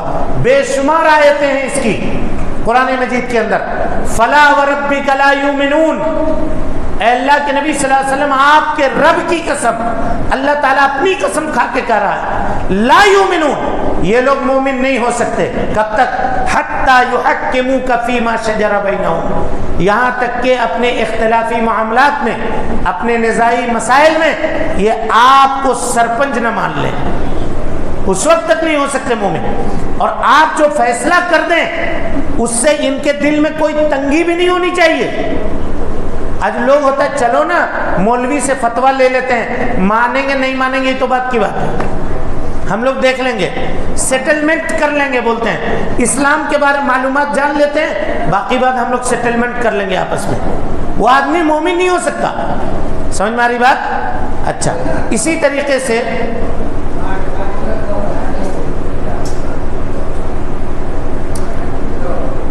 اللہ سبحانہ و تعالیٰ نے فرمایا یا ایھا الذین آمنوا اطیعوا اللہ و اطیعوا الرسول. اے ایمان لانے والو اللہ کی اطاعت کرو اور اس کے رسول کی اطاعت کرو. وَأُولِي الْأَمْرِ مِنْكُمْ، اور کس کی اطاعت کرو؟ اولی الامر کی اطاعت کرو. اولی الامر کی اطاعت کرو، اللہ کی اطاعت کرو، اس کے رسول کی اطاعت کرو اور اولی الامر کی اطاعت کرو. اولی الامر سے کون مراد ہے؟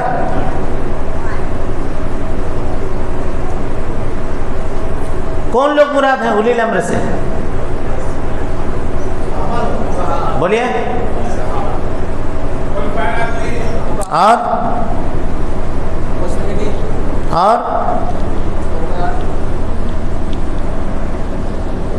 مت کیجئے ڈسٹرب، چھوڑ دیجئے، چلے جائیے. چائے کے ایک کپ سے کہیں زیادہ قیمتی بات ہم یہاں بتلا رہے ہیں. کیوں نہیں سمجھتے ہیں بات کو؟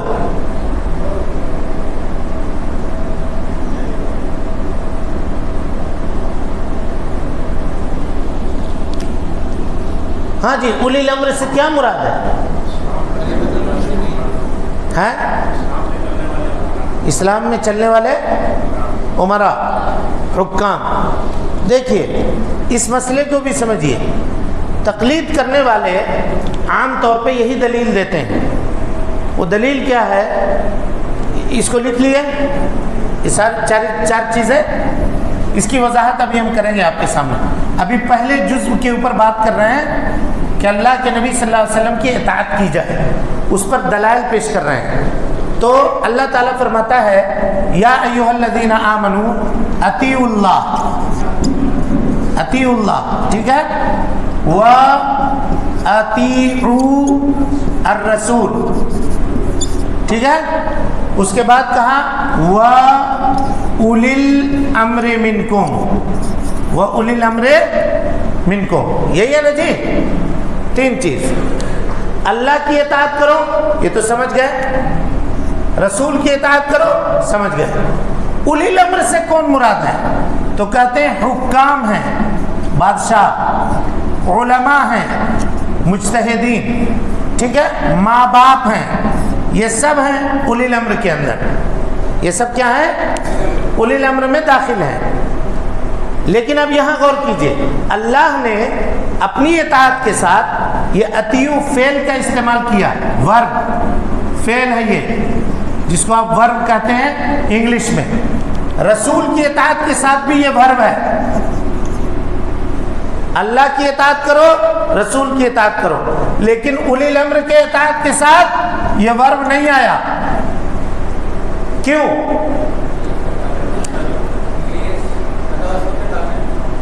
کیوں نہیں آیا؟ بولیے.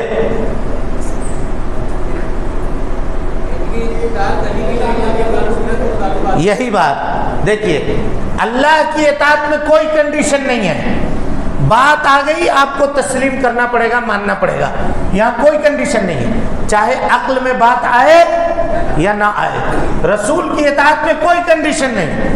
لیکن اولی الامر، چاہے بادشاہ ہو، چاہے حکام ہو، چاہے ماں باپ ہو، چاہے علماء ہو، اگر کسی بات کے کرنے کا حکم دے رہے ہیں تو ہم دیکھیں گے ان کی بات اللہ اور اس کے رسول کے بات کے مطابق ہے تو قبول کریں گے، مطابق نہیں ہے تو قبول نہیں کریں گے. ابھی بات سمجھ میں آئی یا نہیں آئی؟ اب لوگ کہتے ہیں کہ رسول اللہ کی انہی حدیثوں کے اوپر عمل کریں گے جس حدیث کی تائید ہمارے امام صاحب کا فتویٰ کر رہا ہو. تو یہ اس آیت کے مخالف ہے یا نہیں ہے؟ کچھ لوگ کہتے ہیں جو آج کل اپنے آپ کو اہل قرآن کہلاتے ہیں. کیا کہلاتے ہیں؟ اہل قرآن، جبکہ وہ اہل قرآن نہیں ہیں، وہ اہل الاہواء ہیں، اپنے خواہشات کے بندے ہیں. وہ کہتے ہیں کہ ہم انہی حدیثوں کو مانیں گے. غور سے سنیے گا، ہم انہی حدیثوں کو مانیں گے جن حدیثوں کے بارے میں تذکرہ اشارہ میں یا صراحت میں قرآن کے آیت میں موجود ہے. اگر قرآن کی آیت میں موجود نہیں ہے ہم ان حدیثوں کو نہیں مانیں گے. کہیے وہ آدمی مسلمان ہوگا؟ نہیں ہوگا. کیوں نہیں ہوگا؟ اس لیے نہیں ہوگا کہ اللہ تعالیٰ فرماتا ہے ما آتاکم الرسول فخذوہ، جو کچھ اللہ کے نبی صلی اللہ علیہ وسلم تمہیں دے رہے ہیں لے لو، اور جس چیز سے منع کر رہے ہیں اس سے کیا کرو؟ رک جاؤ. حافظ ابن کثیر کہتے ہیں کہ اس آیت کے نازل ہو جانے کے بعد، غور سے پوائنٹ سنیے گا، نبی کی کسی صحیح حدیث پر عمل کرنے کے لیے قرآن کے کسی آیت کو تلاشنے کی ضرورت نہیں ہے. اللہ اکبر، نبی کی کسی صحیح حدیث پر عمل کرنے کے لیے قرآن کے کسی آیت کو تلاشنے کی ضرورت نہیں ہے۔ اب آپ انصاف سے بتائیے کہ جب نبی کے حدیث پر عمل کرنے کے لیے قرآن کے آیت کو تلاشنے کی ضرورت نہیں ہے تو کیا مفتی کے فتوے کی ضرورت ہے؟ امام کے تائید کی ضرورت ہے؟ مسلک کے مہر کی ضرورت ہے؟ بولیے بھائی، زور سے بولیے، ناشتہ کیے نہیں کیے؟ ہے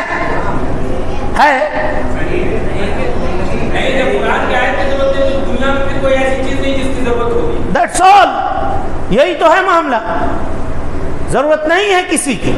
تو وہ لوگ جو یہ کہتے ہیں کہ ہم انہی حدیثوں کو مانیں گے جن حدیثوں پر قرآن مجید کی آیت مہر لگاتی ہو، یا وہ لوگ، ایک طبقہ وہ بھی ہے، وہ کہتا ہے ہم انہی حدیثوں کو مانیں گے جو ہمارے عقل میں آئے گی۔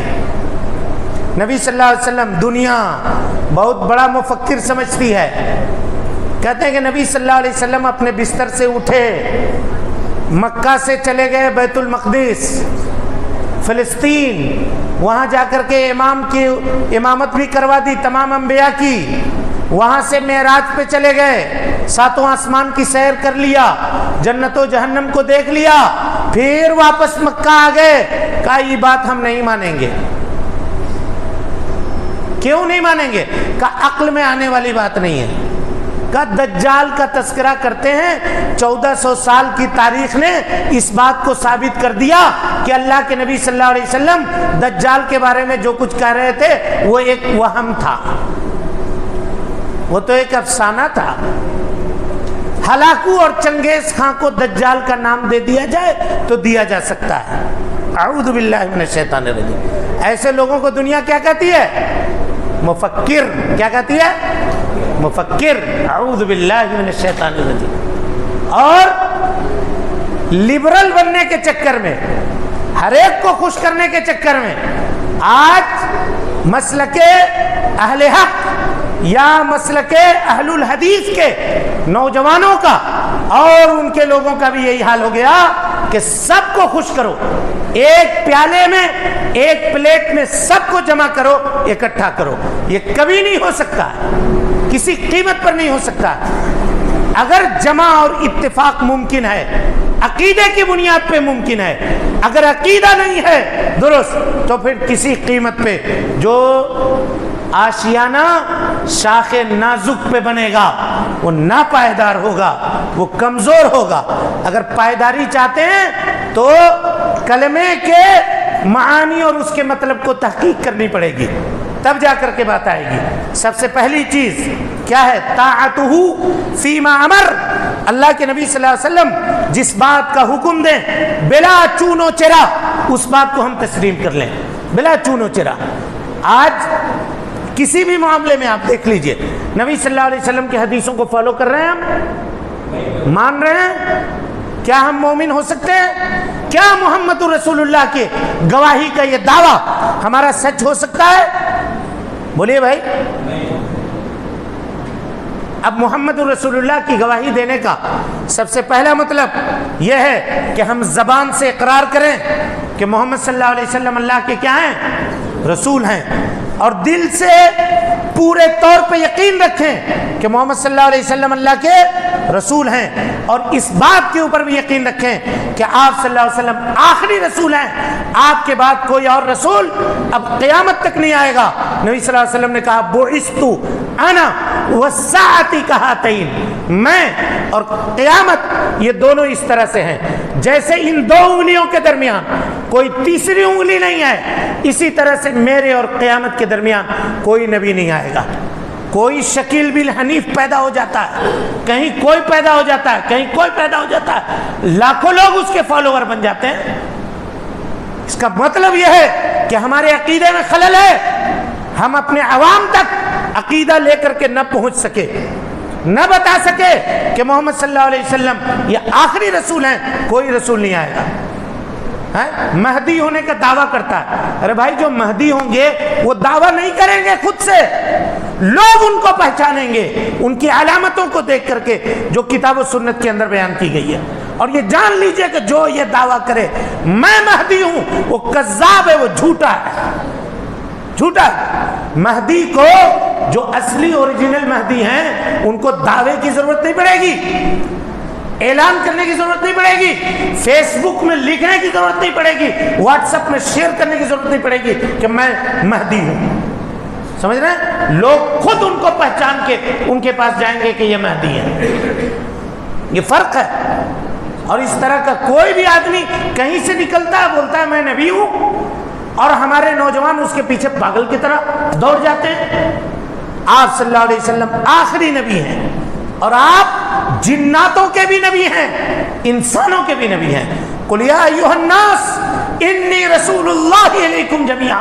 اللہ کے نبی صلی اللہ علیہ وسلم نے کے اوپر جو آیت نازل ہوئی، اللہ نے کہا کہ اللہ کے نبی کہیے کہ آپ کو میں نے ساری انسانیت کے لیے رسول بنا کر کے بھیجا ہے، سب کے آپ نبی ہیں۔ آپ نے کہا بعثت الی الاحمر والاسود، کالا ہو گورا ہو، کسی کلر کا رہنے والا آدمی ہو، یورپ کا ہو، افریقہ کا ہو، ہندوستان کا ہو کہ بنگلہ دیش کا ہو، کہیں کا بھی ہو، میں اس کی طرف رسول بنا کر کے بھیجا گیا ہوں۔ اس کی طرف کیا بنا کے بھیجا گیا ہوں؟ رسول بنا کر کے بھیجا گیا ہوں۔ اور آپ جنوں کے بھی رسول ہیں۔ اللہ کے نبی صلی اللہ علیہ وسلم جب قرآن مجید کی تلاوت کر رہے تھے، اللہ اکبر، یہ کیسا واقعہ ہے آپ دیکھیے، قرآن مجید کی تلاوت کر رہے ہیں، جناتوں کی ایک بڑی ٹولی زمین پہ گھوم رہی تھی۔ کیوں گھوم رہی تھی جانتے ہیں؟ اس لیے گھوم رہی تھی کہ جب قرآن مجید کے نزول کا آغاز ہوا تو اللہ تعالیٰ نے آسمان پہ پہرے بڑھا دیے تاکہ کوئی آدمی یا کوئی جنات کرتے کیا تھے؟ یہ کاہن اور نجومی جو جنات رکھتے تھے، یہ جنات ایک کے اوپر ایک سوار ہو کر کے سمائے دنیا تک پہنچتے تھے، اور وہاں جو فرشتوں کی گفتگو ہوتی تھی اس کو سن کر کے لا کے کاہن نجومی کو بتلا دیتے تھے۔ یہ اس کا کام تھا۔ جب قرآن مجید نازل ہونے لگا، اس کی حفاظت کے لیے باری سبحانہ و تعالیٰ نے وہاں پہرا بڑھا دیا، بندوق داری بڑھ گئے۔ یہ میرا جملہ ہے تاکہ آپ سمجھیے گا، بندوق دھاریوں کو بڑھا دیا۔ اب جب یہ شیطان گئے تو دیکھا کہ یہ تو آسمان کا سما بدلا ہوا ہے، اب اتنی فوج اتری ہوئی ہے، بھائی کیا بات ہے؟ اب گفتگو کرنے لگے۔ سورہ جن میں اللہ نے اس کا تذکرہ کیا ہے، وَأَنَّ لَا نَدْرِي، اللہ اکبر، جنات کہہ رہے ہیں۔ اس سے یہ پتا چلا کہ جنوں کو بھی عالم الغیب نہیں ہے، وہ جن بھی غیب جاننے والے نہیں ہیں۔ کہتے ہیں وَأَنَّ لَا نَدْرِي أَشَرٌّ أُرِيدَ بِمَنْ فِي الْأَرْضِ أَمْ أَرَادَ بِهِمْ رَبُّهُمْ رَشَدًا۔ آسمان میں ماحول بدلا ہے، کیا زمین والوں سے اللہ تعالیٰ اچھائی کا ارادہ کر رہا ہے یا زمین والوں کے ساتھ برائی کا معاملہ ہونے والا ہے؟ ہم کو تو کچھ سمجھ میں نہیں آتا۔ یہ جنات آپس میں بات کر رہے ہیں۔ بہرحال ٹولی میں بٹ گئے، پتہ لگاؤ زمین میں کیا ہو رہا ہے، آسمان میں اتنے پہرے کیوں ہیں؟ کچھ معاملہ ہوا ہے کیا؟ کچھ مسائل ہوئے ہیں کیا؟ جس طرح سے ہم تجسس میں پڑھتے ہیں، اتنی فوج کیوں اتر رہی ہے، کہ بٹالین کیوں اتارا گیا ہے، پتہ لگاؤ کیا ہوا ہے۔ کہ ویسی وہ پتہ لگانے کے لیے نکلے۔ نبی صلی اللہ علیہ وسلم کو قرآن مجید پڑھتے ہوئے سنتے ہیں۔ اللہ تعالیٰ فرماتا ہے، سورہ احقاف کی آیت ہے، وَإِذْ صَرَفْنَا إِلَيْكَ نَفَرًا مِّنَ الْجِنِّ۔ اے اللہ کے نبی صلی اللہ علیہ وسلم، اس وقت جب جنوں کی ایک جماعت آپ کے سامنے سے گزر رہی تھی، يَسْتَمِعُونَ الْقُرْآنَ، قرآن مجید کی آیتوں کو سنتی ہے اور اس کے بعد وہ اس کے اوپر ایمان لے آتی ہے۔ اللہ اکبر۔ اب تب کہتے ہیں جو یہ کلام اتر رہا ہے جس کی وجہ سے آسمان کے اوپر یہ ماحول تبدیل کیا گیا ہے، بدلا گیا ہے، اور اس کے بعد داعی بن کر کے وہ اپنے قوم کی طرف لوٹتے ہیں، جناتوں کی طرف، اور کیا کہتے ہیں؟ یا قومنا اجیبوا داعی اللہ، اے میرے قوم کے لوگوں، اللہ کے اس داعی کے جو رسول ہے اس کی پکار کو قبول کر لو، وآمنا بہ، ایمان لے آؤ اس کے اوپر اور اس کی باتوں کو تسلیم کر لو۔ یا قومنا اجیبوا داعی اللہ وآمنوا بہ یغفر لکم من ذنوبکم، اللہ تعالیٰ تمہاری گناہوں کو معاف کر دے گا، ویجرکم من عذاب علیم، اور دردناک عذاب سے تم کو کیا کرے گا؟ بچا لے گا، قیامت کے دن کے رسوائی سے بچا لے گا۔ اور اس کے بعد انہی جناتوں نے کہا وَمَن لَّمْ يُجِبْ دَاعِيَ اللَّهِ، جو اللہ کے اس دائی کے پکار کو نہ سنے گا. داعی اللہ کون ہے؟ محمد ابن عبداللہ رسول اللہ کہ اس پکار کو نہ سنے گا. فلیس بمعجز فی الارض، وہ اللہ کو زمین پہ عاجز نہیں کر سکتا اور اللہ کے علاوہ کوئی اس کا کارساز بھی نہیں ہو سکتا. وَأُولَٰئِكَ فِي ضَلَالٍ مُبِينٍ، اور ایسا آدمی کھلے ہوئے گمراہی میں ہوگا. اس کا مطلب یہ ہے کہ جناب محمد رسول اللہ صلی اللہ علیہ وسلم انسانوں کے بھی رسول ہیں، آپ جناتوں کے بھی رسول ہیں، اور آپ خاتم الانبیاء والمرسلین ہیں. اب جو ان کی اطاعت کرے گا وہ جنت میں جائے گا. فرمایا کل امتی یدخلون الجنہ، میرے امت کا ہر فرد جنت میں جائے گا الا من ابا، مگر جو انکار کرے. پوچھا کون انکار کرنے والا ہے؟ قیل ومن یابا یا رسول اللہ، کون انکار کرنے والا ہے؟ کہا من اطاعنی، جو میری اطاعت کرے وہ جنت میں جائے گا، اور جو مجھ کو نبی مان کر میری اطاعت نہ کرے وہ کہاں جائے گا؟ وہ جہنم میں جائے گا، وہ جہنم میں جائے گا. ومن عصانی فقد ابا. اور اسی طرح سے اللہ نے کہا انما کان قول المؤمنین اذا دعوا الی اللہ ورسولہ، مومنین کا معاملہ یہ ہوتا ہے کہ جب ان کو بلایا جائے، جب ان کو بلایا جائے کہاں؟ اللہ کی طرف، اس کے رسول کی طرف، تو کہتے ہیں سمعنا و اطعنا، ہم نے سن لیا، ہم نے قبول کر لیا. پھر دائیں اور بائیں جانب وہ نہیں جھانکتے. یہ پہلی چیز ہوئی. پہلی چیز کیا ہوئی؟ طاعتہ فیما امر، اللہ کے نبی صلی اللہ علیہ وسلم جن کاموں کے کرنے کا حکم دیں ان کاموں کو کیا کیا جائے؟ بولیے بھائی، کیا جائے. نمبر ایک. نمبر دو کیا لکھے تھے؟ بولیے. نمبر دو نہیں لکھے آپ لوگ؟ تصدیقہ فیما اخبر، تصدیقہ فیما اخبر، جس چیز کی خبر دیں اللہ کے نبی صلی اللہ علیہ وسلم ہم اس کی تصدیق کریں. تصدیقہ فیما اخبر، جس چیز کی خبر دیں، چاہے اس کا تعلق قیامت سے ہو، چاہے اس کا تعلق جنت و جہنم سے ہو، چاہے اس کا تعلق بعد میں آنے والی چیزوں سے ہو، جس چیز کی خبر دیں ہم اس کو کیا کریں؟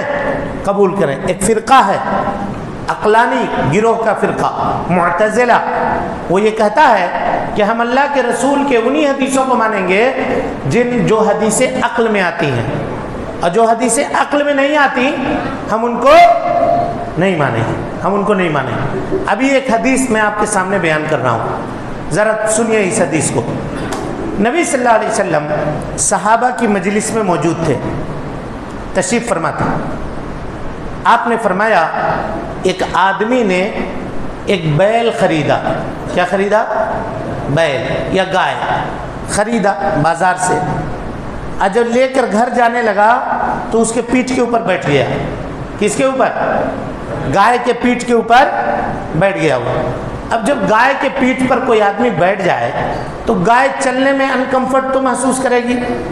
اب چل نہیں رہی تھی، اس کے ہاتھ میں ایک چھڑی تھی، چھڑی سے وہ گائے کو مار رہا ہے. تو گائے نے کہا، کس نے کہا؟ کس نے کہا بھائی؟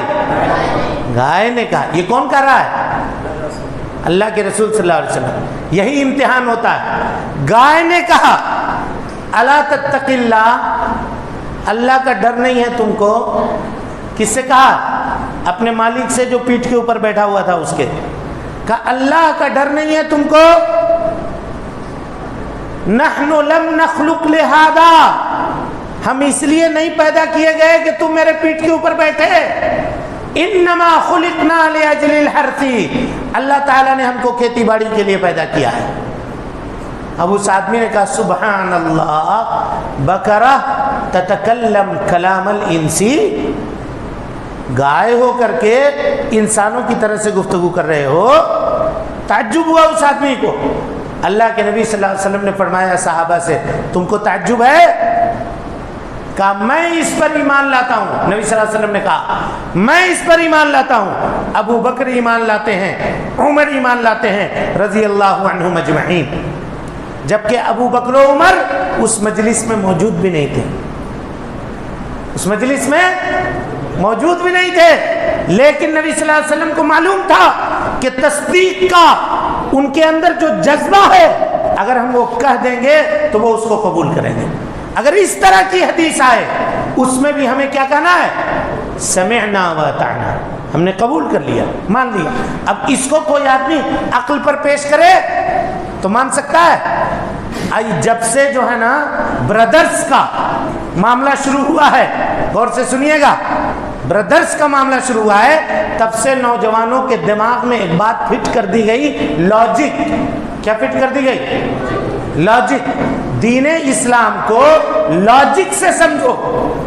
لاجک واجک کچھ بھی معاملہ نہیں ہے، دین دلائل سے سمجھی جاتی ہے بس، اس کے علاوہ کچھ نہیں۔ اب ہر چیز میں لاجک۔ ایک زمانہ تھا جب ہم لوگ مدینے میں تھے تو لوگ پوچھتے تھے حج میں، کیا پوچھتے تھے؟ اللہ تعالیٰ نے طواف کے لیے کا حکم دیا، 7 چکر کا ہے کہاں مولوی صاحب؟ 14 چکر بولنا چاہیے تھا، 18 چکر بولنا چاہیے تھا، 7 مرتبہ چکر لگانے کے لیے کہے کو کہا؟ کیا امپورٹنس ہے 7 کے اس عدد کا؟ کیا امپورٹنس ہے؟ اب جب اس طرح کے سوالات کیے جائیں تو یہ بھی تو پوچھے جا سکتے ہیں، ظہر کی نماز پڑھنے کا حکم دیا، 4 رکعت کہے کو کہا؟ 20 رکعت کہتا پڑھنے کے لیے، ظہر میں پڑھو 20 رکعت، اس کا کوئی فائدہ ہے؟ بولیے بھائی۔ یہاں تک لوگوں کا دماغ خراب کر دیا گیا کہ لوگ پوچھنے لگے حضرت موسیٰ کے ہاتھ میں جو لکڑی تھی وہ سیسم کی تھی کہ ساگوان کی تھی؟ بولیے۔ لاجک نوجوانوں میں، اسی لیے ہم کہتے ہیں نا، مت سنیے بھائی، اللہ کے واسطے مت سنیے ایسے لوگ جن کے عقیدے کا علم آپ کو نہیں ہے، ایسے لوگ جن کے بارے میں آپ نہ جانتے ہیں، مت سنیے ان کے بارے میں۔ آج لوگ یہ کہتے ہیں کہ سنو سب کی، جو بات اچھی لگے اس کو قبول کر لو، کہتے ہیں نہیں کہتے ہیں؟ اچھی لگے اس کو قبول کر لو، سننے میں کیا حرج ہے؟ آپ کو کیا پتا اس کی کون سی بات اچھی ہے کون سی بات بری ہے؟ آپ جانتے ہیں؟ بولیے بھائی، جانتے ہیں نہیں جانتے؟ اور لوگ دلیل دیتے ہیں، کیا دلیل دیتے ہیں؟ کہا کہ دیکھو ہر ایک چیز سنو، اس کی دلیل یہ ہے صحیح بخاری کی روایت ہے، اور جب صحیح بخاری کا نام لے لیا جائے تو آدمی جھک جاتا ہے، سرنڈر کر لیتا ہے۔ کوئی بھی حوالہ اگر صحیح بخاری کا دے تو اس سے کہیے کہ عبارت پڑھو اس کی، یہ حدیث نمبر، ورس نمبر، ترجمہ نمبر، چیپٹر نمبر نہیں، پڑھو اردو عربی عبارت پڑھو اور برابر اس کا ترجمہ کرو، تب مانیں گے۔ نہیں تو وہ کیا کرے گا؟ وہ گھپلا کرے گا۔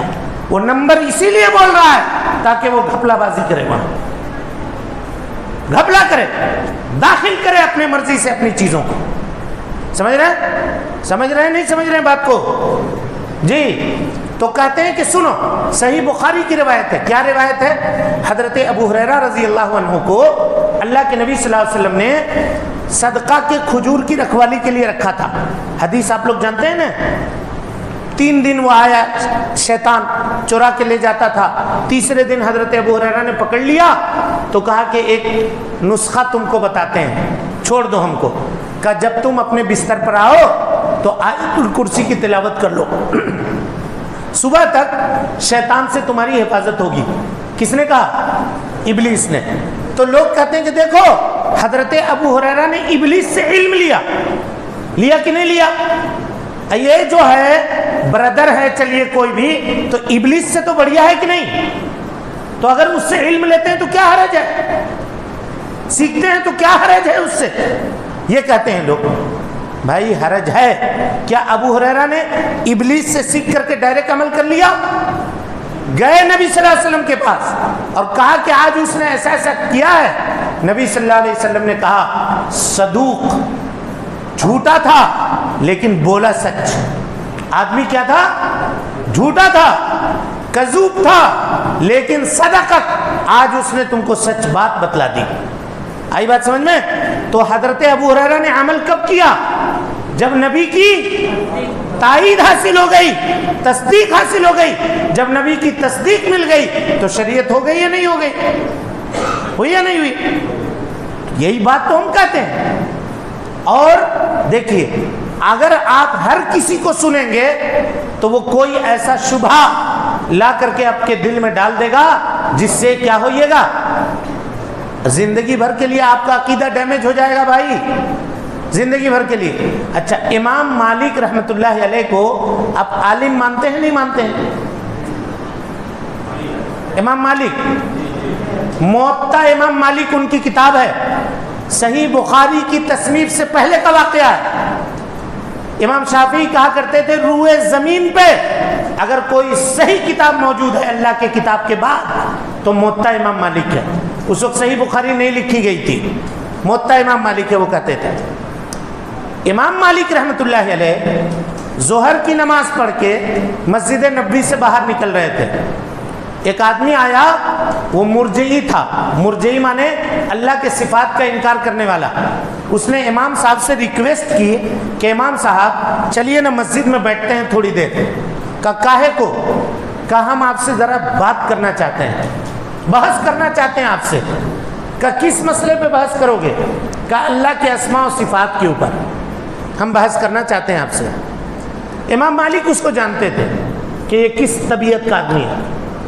امام صاحب نے کہا کہ اچھا سنو، پہلے طے کرو، آج مناظرے میں یہی طے کرتے ہیں لوگ، پہلے یہ طے کرو کہ اگر میں نے مناظرے میں تم کو ہرا دیا تو تم کیا کرو گے؟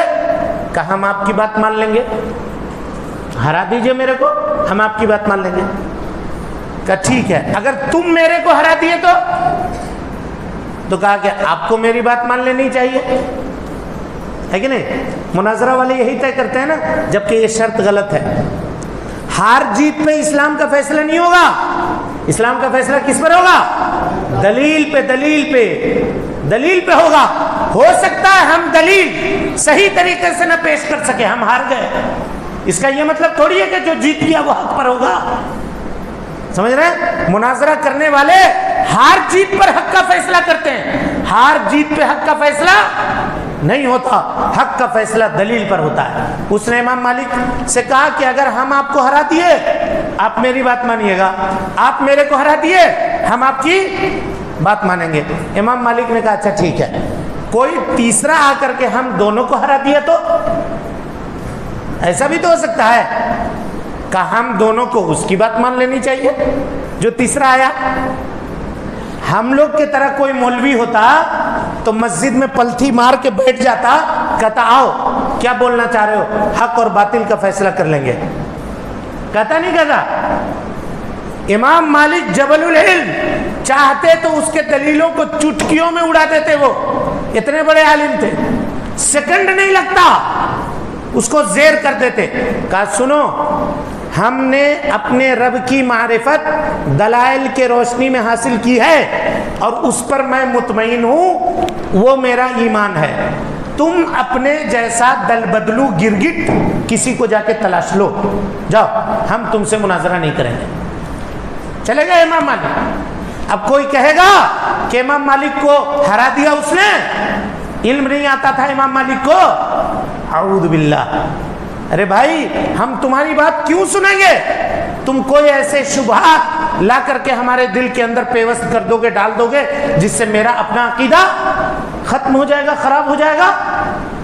سمجھ میں آ رہی بات کہ نہیں سمجھ میں آ رہی ہے؟ اب نوجوان 2-4 اردو کی کتابیں پڑھتے ہیں اور اس کے بعد کہتے ہیں کہ ڈیئر ٹو آسک می، ہمت ہے تو میرے سے سوال کرو، پوچھو، اور فتوے دیتے ہیں علی الاطلاق کھل کر کے، دین میں یہ ہونا چاہیے، یہ ہونا چاہیے۔ اب کچھ لوگ تو یہ کہتے ہیں کہ میری رائے میں یہ ہے کہ یہ ہونا چاہیے۔ آپ ہوتے کون ہے بھائی دین میں رائے دینے والے؟ آپ کے رائے کی حیثیت کیا ہے؟ دین آپ کے رائے سے چلے گی؟ یہ قول علی اللہ بغیر علم ہے، اللہ کے اوپر بغیر علم کے بات کرنا ہے۔ اور دنیا کے گناہوں میں سب سے بڑا گناہ شرک کے بعد اللہ کے اوپر جھوٹ باندھنا ہے۔ سمجھ رہے؟ آپ کے نام سے اگر ہم غلط سگنیچر کریں تو کیا آپ راضی ہوئیے گا؟ کوئی آدمی اگر فتویٰ دیتا ہے تو وہ اللہ کے جانب سے سگنیچر کر رہا ہوتا ہے، اگر وہ غلط سگنیچر کر رہا ہے اللہ اس کی گردن توڑ دے گا۔ یہ بات جان لے، نبی کو یہ تھریٹ کیا ہے اللہ سبحانہ و تعالیٰ نے، وَلَوْ تَقَوَّلَ عَلَيْنَا بَعْضَ الْأَقَاوِيلِ، اگر آپ نے کچھ باتیں چھپا لی، لَأَخَذْنَا مِنْهُ بِالْيَمِينِ، दाहिने हाथ से आपकी गर्दन पकड़ेंगे, सुम्मा लक़तअना मिन्हुल वतीन, और फिर उसके बाद आपकी शहरक काट डालेंगे। खबरदार, दीन में कोई चीज़ इजाफा नहीं होना चाहिए, दीन में कोई चीज़ कमी नहीं होना चाहिए। ये अल्लाह का दीन है, खेल तमाशा नहीं है, बाजीचे अतफाल नहीं है, बच्चों का खिलौना नहीं है कि जो चाहे जैसा चाहे वैसा उससे खेलता रहे। ये तो दीन इस्लाम के गुर्बत का ज़माना है कि आज हम इन चीज़ों को समझते नहीं हैं, जानते नहीं हैं। इस वजह से ये मामला हो रहा है। हम बात कर रहे थे तस्दीक़ुहु फीमा अखबर, नबी सल्लल्लाहु अलैहि वसल्लम जिस बात की खबर दें हम उसकी तस्दीक करें। और बात किसकी चल रही थी? गाय की। गाय के पीठ के ऊपर सवार आदमी था। अब यहाँ हमारे लिए एक मामला है। वो मामला क्या है? देखिए, गाय को पता है कि अल्लाह ने उसको क्यों पैदा किया है। हमको पता है कि अल्लाह ने हमको क्यों पैदा किया है? कितने लोगों को पता है? लोग तो यही समझते हैं कि दुनिया की जिंदगी में आए हैं, खाएंगे पिएंगे खेलेंगे कूदेंगे, एक दिन मर जाएंगे, लोग ले जा करके दफन करके चले आएंगे, हो गया हमारी जिंदगी। आएंगे जाएंगे, यही होता रहेगा। अपने तख्लीक के मकसद को पहचानिए। अल्लाह ने आपको इबादत के लिए पैदा किया है और उसकी इबादत को उसके नबी के बताए गए तरीके के मुताबिक अंजाम दीजिए। एक और हदीस सुनिए। नबी सल्लल्लाहु अलैहि वसल्लम ने फरमाया, एक चरवाहा था, बकरी चरा रहा था चरवाहा। इतने में एक भेड़िया आया और भेड़िए ने उसके बकरी के ऊपर झपट्टा मार के उसको लेके उड़ गया। भेड़िए का यही काम होता है। चरवाहे ने ठीक टाइम पे उसको देख लिया, लाठी लेकर के भेड़िए को दौड़ाया और मार करके उसने अपनी बकरी क्या कर ली? छीन ली। अब ये भेड़िया दो पैर के ऊपर खड़ा हो गया, जिस तरह से भेड़िया बैठता है, दो पैर और दो सामने खड़ा करके बैठ गया। और इसने कहा, अला तत्तकिल्लाह। कौन बोल रहा है? भेड़िया। अला तत्तकिल्लाह, अल्लाह का डर नहीं है जी तुमको चरवाहे। तंज़िउ मिन्नी रिज़्क़न, मुझसे मेरी रोजी छीनते हो। क़द साक़ल्लाहु इलैया, जो रोजी अल्लाह ने मुझको दी थी। डर नहीं है अल्लाह का। अब ये जो आदमी था कहा कि सुभान अल्लाह, ज़िब्बुन ततकल्लमु बिकलामिल इंसी, भेड़िया हो करके इंसानों की तरह बात कर रहे हो। क्या तुमको इस बात पे ताज्जुब है कि मैं बात कर रहा हूँ? सुनो सुनो, उस दिन तुम्हारे बकरियों का कौन रखवाला होगा जिस दिन मेरे जैसे भेड़िए के अलावा इनका कोई चरवाहा नहीं होगा। कहा ऐसा भी होगा कि तू चरवाहा होगा बकरियों का? कहा मुहम्मदुन सल्लल्लाहु अलैहि वसल्लम फिल यस्रिब, अल्लाह के नबी सल्लल्लाहु अलैहि वसल्लम यस्रिब में आ चुके हैं। उन्होंने क़यामत की निशानियों में इस खबर को बयान किया है। अल्लाहु अकबर। नबी सल्लल्लाहु अलैहि वसल्लम ने पूछा कि तुम तस्दीक करते हो? कहा मैं तस्दीक करता हूँ। आप सल्लल्लाहु अलैहि वसल्लम ने कहा इस बात की मैं तस्दीक करता हूँ, अबू बकर तस्दीक करते हैं, उमर इब्न खत्ताब तस्दीक करते हैं रज़ी अल्लाहु अन्हुमा। ये दो हदीसें हैं आपके सामने मैंने पेश की। इसके अलावा बेशुमार हदीसें हैं दज्जाल के ताल्लुक से, याजूज और माजूज के ताल्लुक से, कुर्ब क़यामत के फितनों के ताल्लुक से, अज़ाब कब्र के ताल्लुक से, बरज़खी ज़िंदगी के ताल्लुक से, और आने वाले ज़माने में अल्लाह के नबी सल्लल्लाहु अलैहि वसल्लम ने जो खबर हमको और आपको दी है उन तमाम के ताल्लुक से, चाहे बात हमारी अक्ल में आए या ना आए, हमें क्या करना है? उसकी तस्दीक करनी है। मोहम्मद सल्लल्लाहु अलैहि वसल्लम ने कहा है वो बात सच्ची है। ये ईमान का मतलब है। अगर ये नहीं है तो समझिए ईमान हमारा मुकम्मल नहीं है।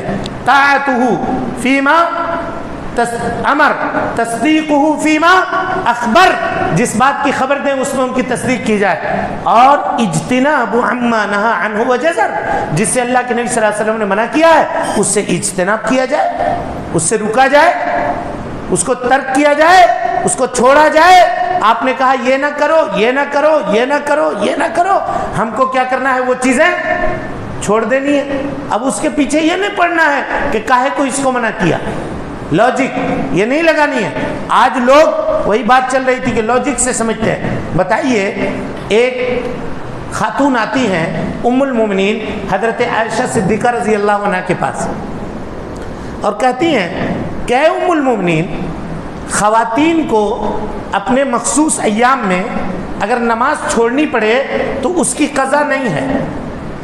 ظاہر ہے اس کی قضا نہیں ہے، لیکن اگر روزہ چھوڑتی ہے وہ تو اس کی قضا ہے. ایسا کیا کو ہے؟ کیوں ایسا ہے؟ آج اگر ہم لوگوں سے کوئی پوچھے تو ہم لوگ کہیں گے کہ نماز بہت زیادہ چھوٹتے ہیں، قضا کرنے میں دقت ہوتی. روزے 6 7 8 چھوٹتے ہیں، اس کو آرام سے وہ رکھ سکتے ہیں سال میں کبھی بھی. یہی جواب ہے نا. ام المومنین ہم سے، آپ سے اور دنیا کے کسی بھی مولوی سے بہتر جواب دے سکتی تھی. دے سکتی تھی نہیں دے سکتی تھی؟ اتنی بڑی عالمہ تھی. انہوں نے کیا کہا دیکھیے، کہا سنو، کننا نحید فی عہد رسول اللہ صلی اللہ علیہ وسلم، نبی صلی اللہ علیہ وسلم کے زمانے میں ہمارے ساتھ یہ معاملہ پیش آتا تھا. فَأُمِرْنَا بِقَضَاءِ الصَّوْمِ، نبی نے روزے کے قضا کا حکم دیا. وَلَمْ نُؤْمَرْ بِقَضَاءِ الصَّلَاةِ، نماز کے قضا کا حکم نہیں دیا. کہا بس یہی لاجک ہے. نبی نے حکم دیا اسی میں خیر ہے. سمجھ رہے ہیں؟ اب اس کے پیچھے پڑنے کی ضرورت نہیں ہے، اس کے پیچھے پڑنے کی ضرورت نہیں ہے. اسی طریقے سے اللہ کے نبی صلی اللہ علیہ وسلم نے خبر دیا ہے کہ آخری زمانے میں حضرت عیسیٰ علیہ السلام کیا ہوں گے؟ اتریں گے، نازل ہوں گے. اس حدیث کے راوی حضرت ابو ہریرہ ہیں. کون ہے؟ حضرت ابو ہریرہ. ایک مرتبہ یہ حدیث بیان کر رہے تھے حضرت ابو ہریرہ رضی اللہ عنہ. تو قوم کے لوگ بیٹھے ہوئے تھے سارے، جیسے ابھی آپ بیٹھے ہوئے ہیں. تو سب سے چھوٹے بچے کو خطاب کر کے حضرت ابو ہریرہ نے کہا کہ دیکھو تم قوم میں سب سے چھوٹے ہو، تمہاری عمر بہت کم ہے، ہو سکتا ہے کہ میں رہوں نہ رہوں، یہ لوگ رہیں نہ رہیں، تمہارے زمانے میں حضرت عیسیٰ آ جائیں. تو اگر آ گئے تمہارے زمانے میں تو کہنا کہ ابو ہریرہ نے آپ کو سلام کہا. یہ کس بات کے اوپر دلالت ہے؟ نبی نے اگر خبر دی ہے تو واقعی یہ معاملہ ہونے والا ہے. اسی لیے ابو ہریرہ کیا کہہ رہے ہیں؟ تصدیق کا کتنا اونچا مرتبہ ہے. دیکھیے کہہ رہے ہیں کہ اگر تمہارے زمانے میں آ گئے حضرت عیسیٰ علیہ السلام تو کہنا کہ ابو ہریرہ نے آپ کو سلام کہا ہے. اللہ اکبر. یہ ہے تصدیق. اور اس کے بعد ہے وَأَلَّا يَعْبُدُ اللَّهِ إِلَّا بِمَا شَرَعَ، اللہ کی عبادت اسی طریقے پر کی جائے جو اللہ کے نبی صلی اللہ علیہ وسلم نے مسنون کیا ہے. آج لوگ کہتے ہیں کہ نبی نے نہیں کیا ہے ہم کر لیتے ہیں. کیا حرج کی بات ہے؟ دن بدن دیکھیے بدعت جو ہوتی ہے نا وہ کبھی بانجھ نہیں ہوتی. بدعت بانجھ نہیں ہوتی. اس سال ہندوستان میں یہ بھی واقعہ ہوا کہ جس دن میلاد النبی مناتے ہیں اس دن صبح کو لوگوں نے نماز بھی ادا کی. جی نماز ادا کی. اس دن عید کی نماز پڑھی گئی، اگرچہ ان کے اوپر کیس ہوا، بعد میں پھر معاملات ہوئے، لیکن پڑھ دیا نماز جا کر کے. اب کیا کیا آگے ہوگا اب دیکھتے چلے جائیے. کہتے ہیں ہم خوشی منا رہے ہیں نبی صلی اللہ علیہ وسلم کی پیدائش. تو وہ چیز جو آپ شریعت سمجھ کر کے کر رہے ہیں، کیا اللہ کے نبی صلی اللہ علیہ وسلم کو وہ چیز نہ سوجی؟ خلفائے راشدین کو نہ سوجی؟ صحابہ کرام تابعین اعظام کو نہ سوجی؟ بولیے بھائی. مصر میں ایک بادشاہ آیا تھا، اپنے آپ کو فاطمی کہا کرتا تھا، اصل میں تھا وہ یہودی شیعہ بادشاہ. حکومت چلانا نہیں آتا تھا، لوگ اس سے ناراض تھے. اب اس نے لوگوں کو انگیج کرنے کے لیے، ان کو پھنسانے کے لیے میلاد کو ایجاد کیا. میلاد مناؤ، آج اس کی میلاد، کل حضرت علی کی میلاد، کل حضرت فاطمہ کی میلاد، کل حسن و حسین کی میلاد. میلاد مانے برتھ ڈے منانا.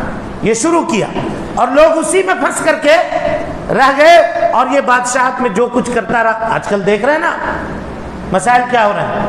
لوگوں کو ایسے ایسے شوشے نکال کر کے الجھا دو کہ وہ حکومت سے سوال نہ پوچھ سکے. یہی معاملہ اس نے اس زمانے میں اپنایا اور کیا. ورنہ عہد نبوی میں جو 23 سال کی آپ کی نبوت کی زندگی ہے، کوئی بھی بتا دے. اگر آپ اللہ کی عبادت کرنا چاہ رہے ہیں تو یہ عبادت ہے، کیسے پتہ چلے گا؟ اللہ کے نبی نے کیا ہے تب تو پتہ چلے گا. اب یہاں ایک چیز دیکھیے، کچھ لوگ آپ کو یہ کہیں گے کہ نبی نے نہیں کیا ہے، ہم کر لیں گے، تو اس میں کیا دقت ہے، آپ کو کیا پریشانی ہے؟ تو کیا جواب دیجیے گا؟ بولیے۔ کہتے ہیں کہ نبی نے کیا نہیں، لیکن منع بھی تو نہیں کیا۔ منع کیا کیا؟ منع بھی نہیں کیا، نبی نے نہیں کیا۔ اس کو کہتے ہیں سکوت الشارع۔ شارع مانے محمد صلی اللہ علیہ وسلم، اور سکوت مانے خاموشی۔ سکوت الشارع، نبی صلی اللہ علیہ وسلم کا خاموش رہنا کسی مسئلے پر اس بات کی دلیل ہے کہ وہ کام جائز نہیں ہے۔ آئی بات سمجھ میں کہ نہیں آئی؟ نبی صلی اللہ علیہ وسلم جب سے نبی بنائے گئے 23 مرتبہ آپ کے ولادت کا دن آپ صلی اللہ علیہ وسلم کی زندگی میں آیا یا نہیں آیا؟ آپ نے نہیں منایا، منا سکتے تھے یا نہیں منا سکتے تھے؟ ہاں بالکل منا سکتے تھے۔ کوئی چیز رکاوٹ تھی کیا؟ نہیں رکاوٹ تھی۔ جیسے کوئی کہے کہ تراویح کی نماز، ہاں نبی صلی اللہ علیہ وسلم نے کتنے دن پڑھی ہے؟ 3 دن۔ ہم کتنے دن پڑھتے ہیں؟ 30 دن یا 29 دن کا۔ اس کی کیا دلیل ہے؟ یہاں تو 3 دن پڑھا اور یہاں نہیں پڑھا ہے، ہم کر رہے ہیں، نیکی کی بات ہے، تو کیا غلط کر رہے ہیں؟ تم کو تکلیف کیا ہے؟ تو کیا جواب دیجیے گا؟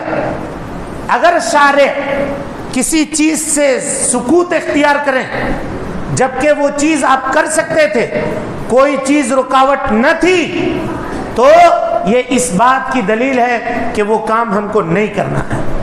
جیسے میلاد، لیکن تراویح میں 3 دن تک آپ نماز پڑھاتے ہیں، چوتھے دن نہ نکلے، کیا کہا آپ نے؟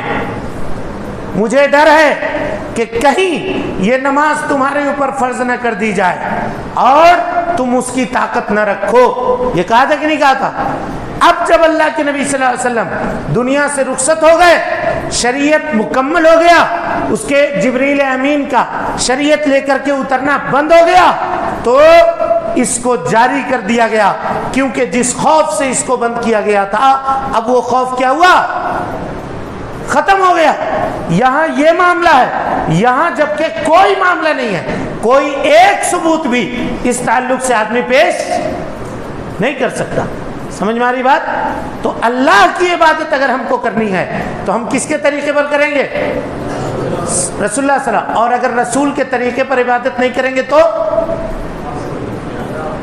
ہاں 2 حدیث اللہ کے نبی صلی اللہ علیہ وسلم نے فرمایا، من احدث فی امرنا، جو ہماری دین میں کوئی نئی بات ایجاد کرے، ما لیس منہ، جس کا دین سے کوئی تعلق نہیں ہے، فہو رد، اس کی وہ بات کیا ہے؟ رد ہے، ریجیکٹ ہے۔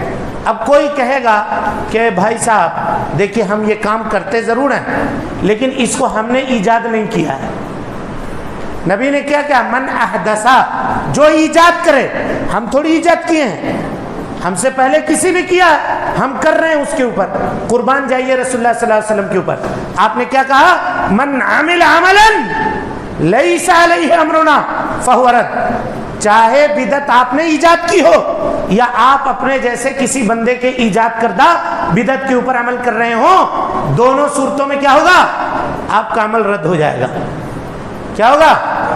عمل رد ہو جائے گا۔ اور کون سا عمل رد ہوگا؟ کون سا عمل رد ہوگا؟ محققین علماء نے لکھا ہے کہ ایک بدعتی کے سارے اعمال اگرچہ وہ موافق سنت بھی ہوں رد کر دیے جائیں گے، رد کر دیے جائیں گے۔ دلیل اس کی کیا ہے؟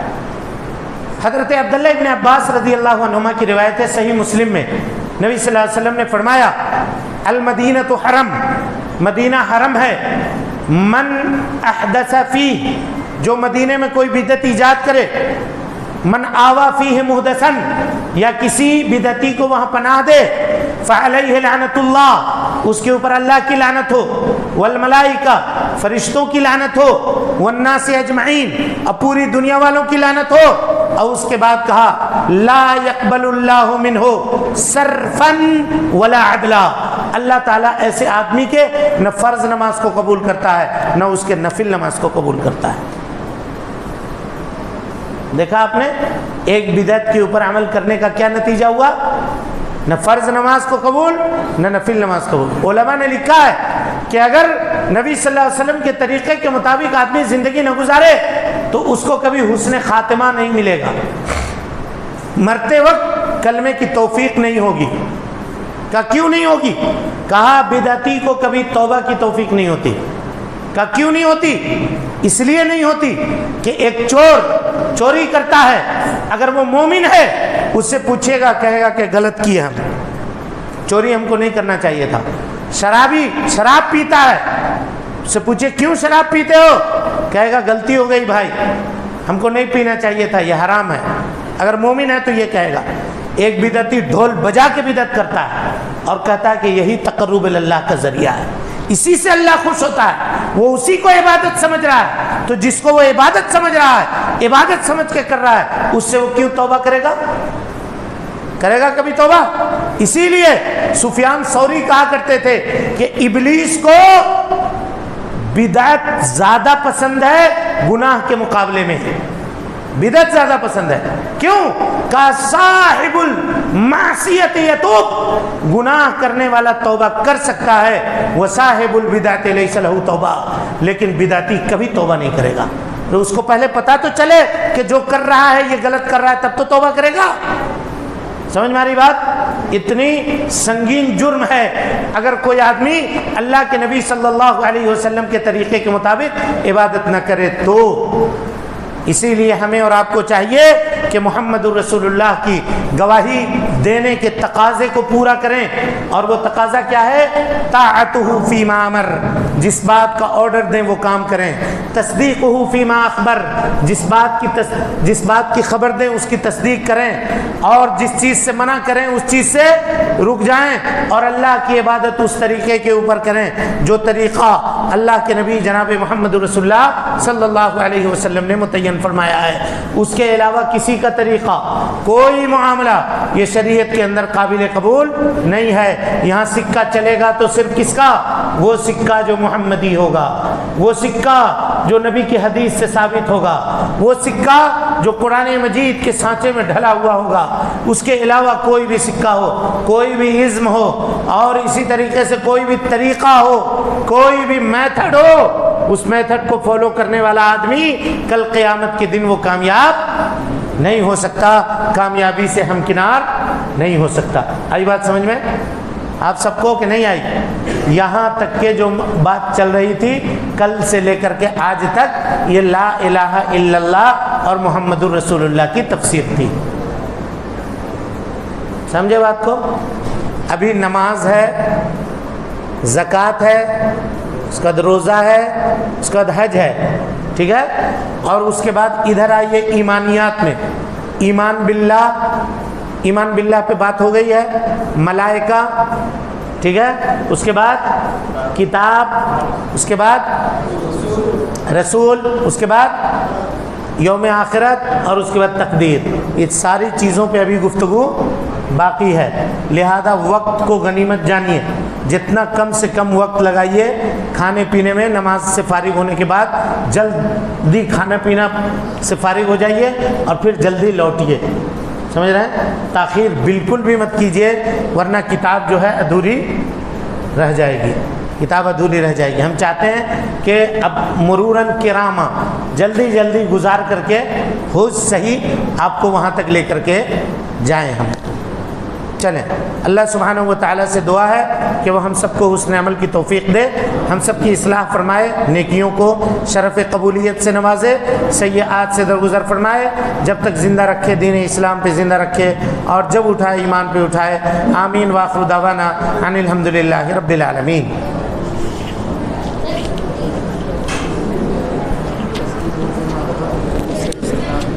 اما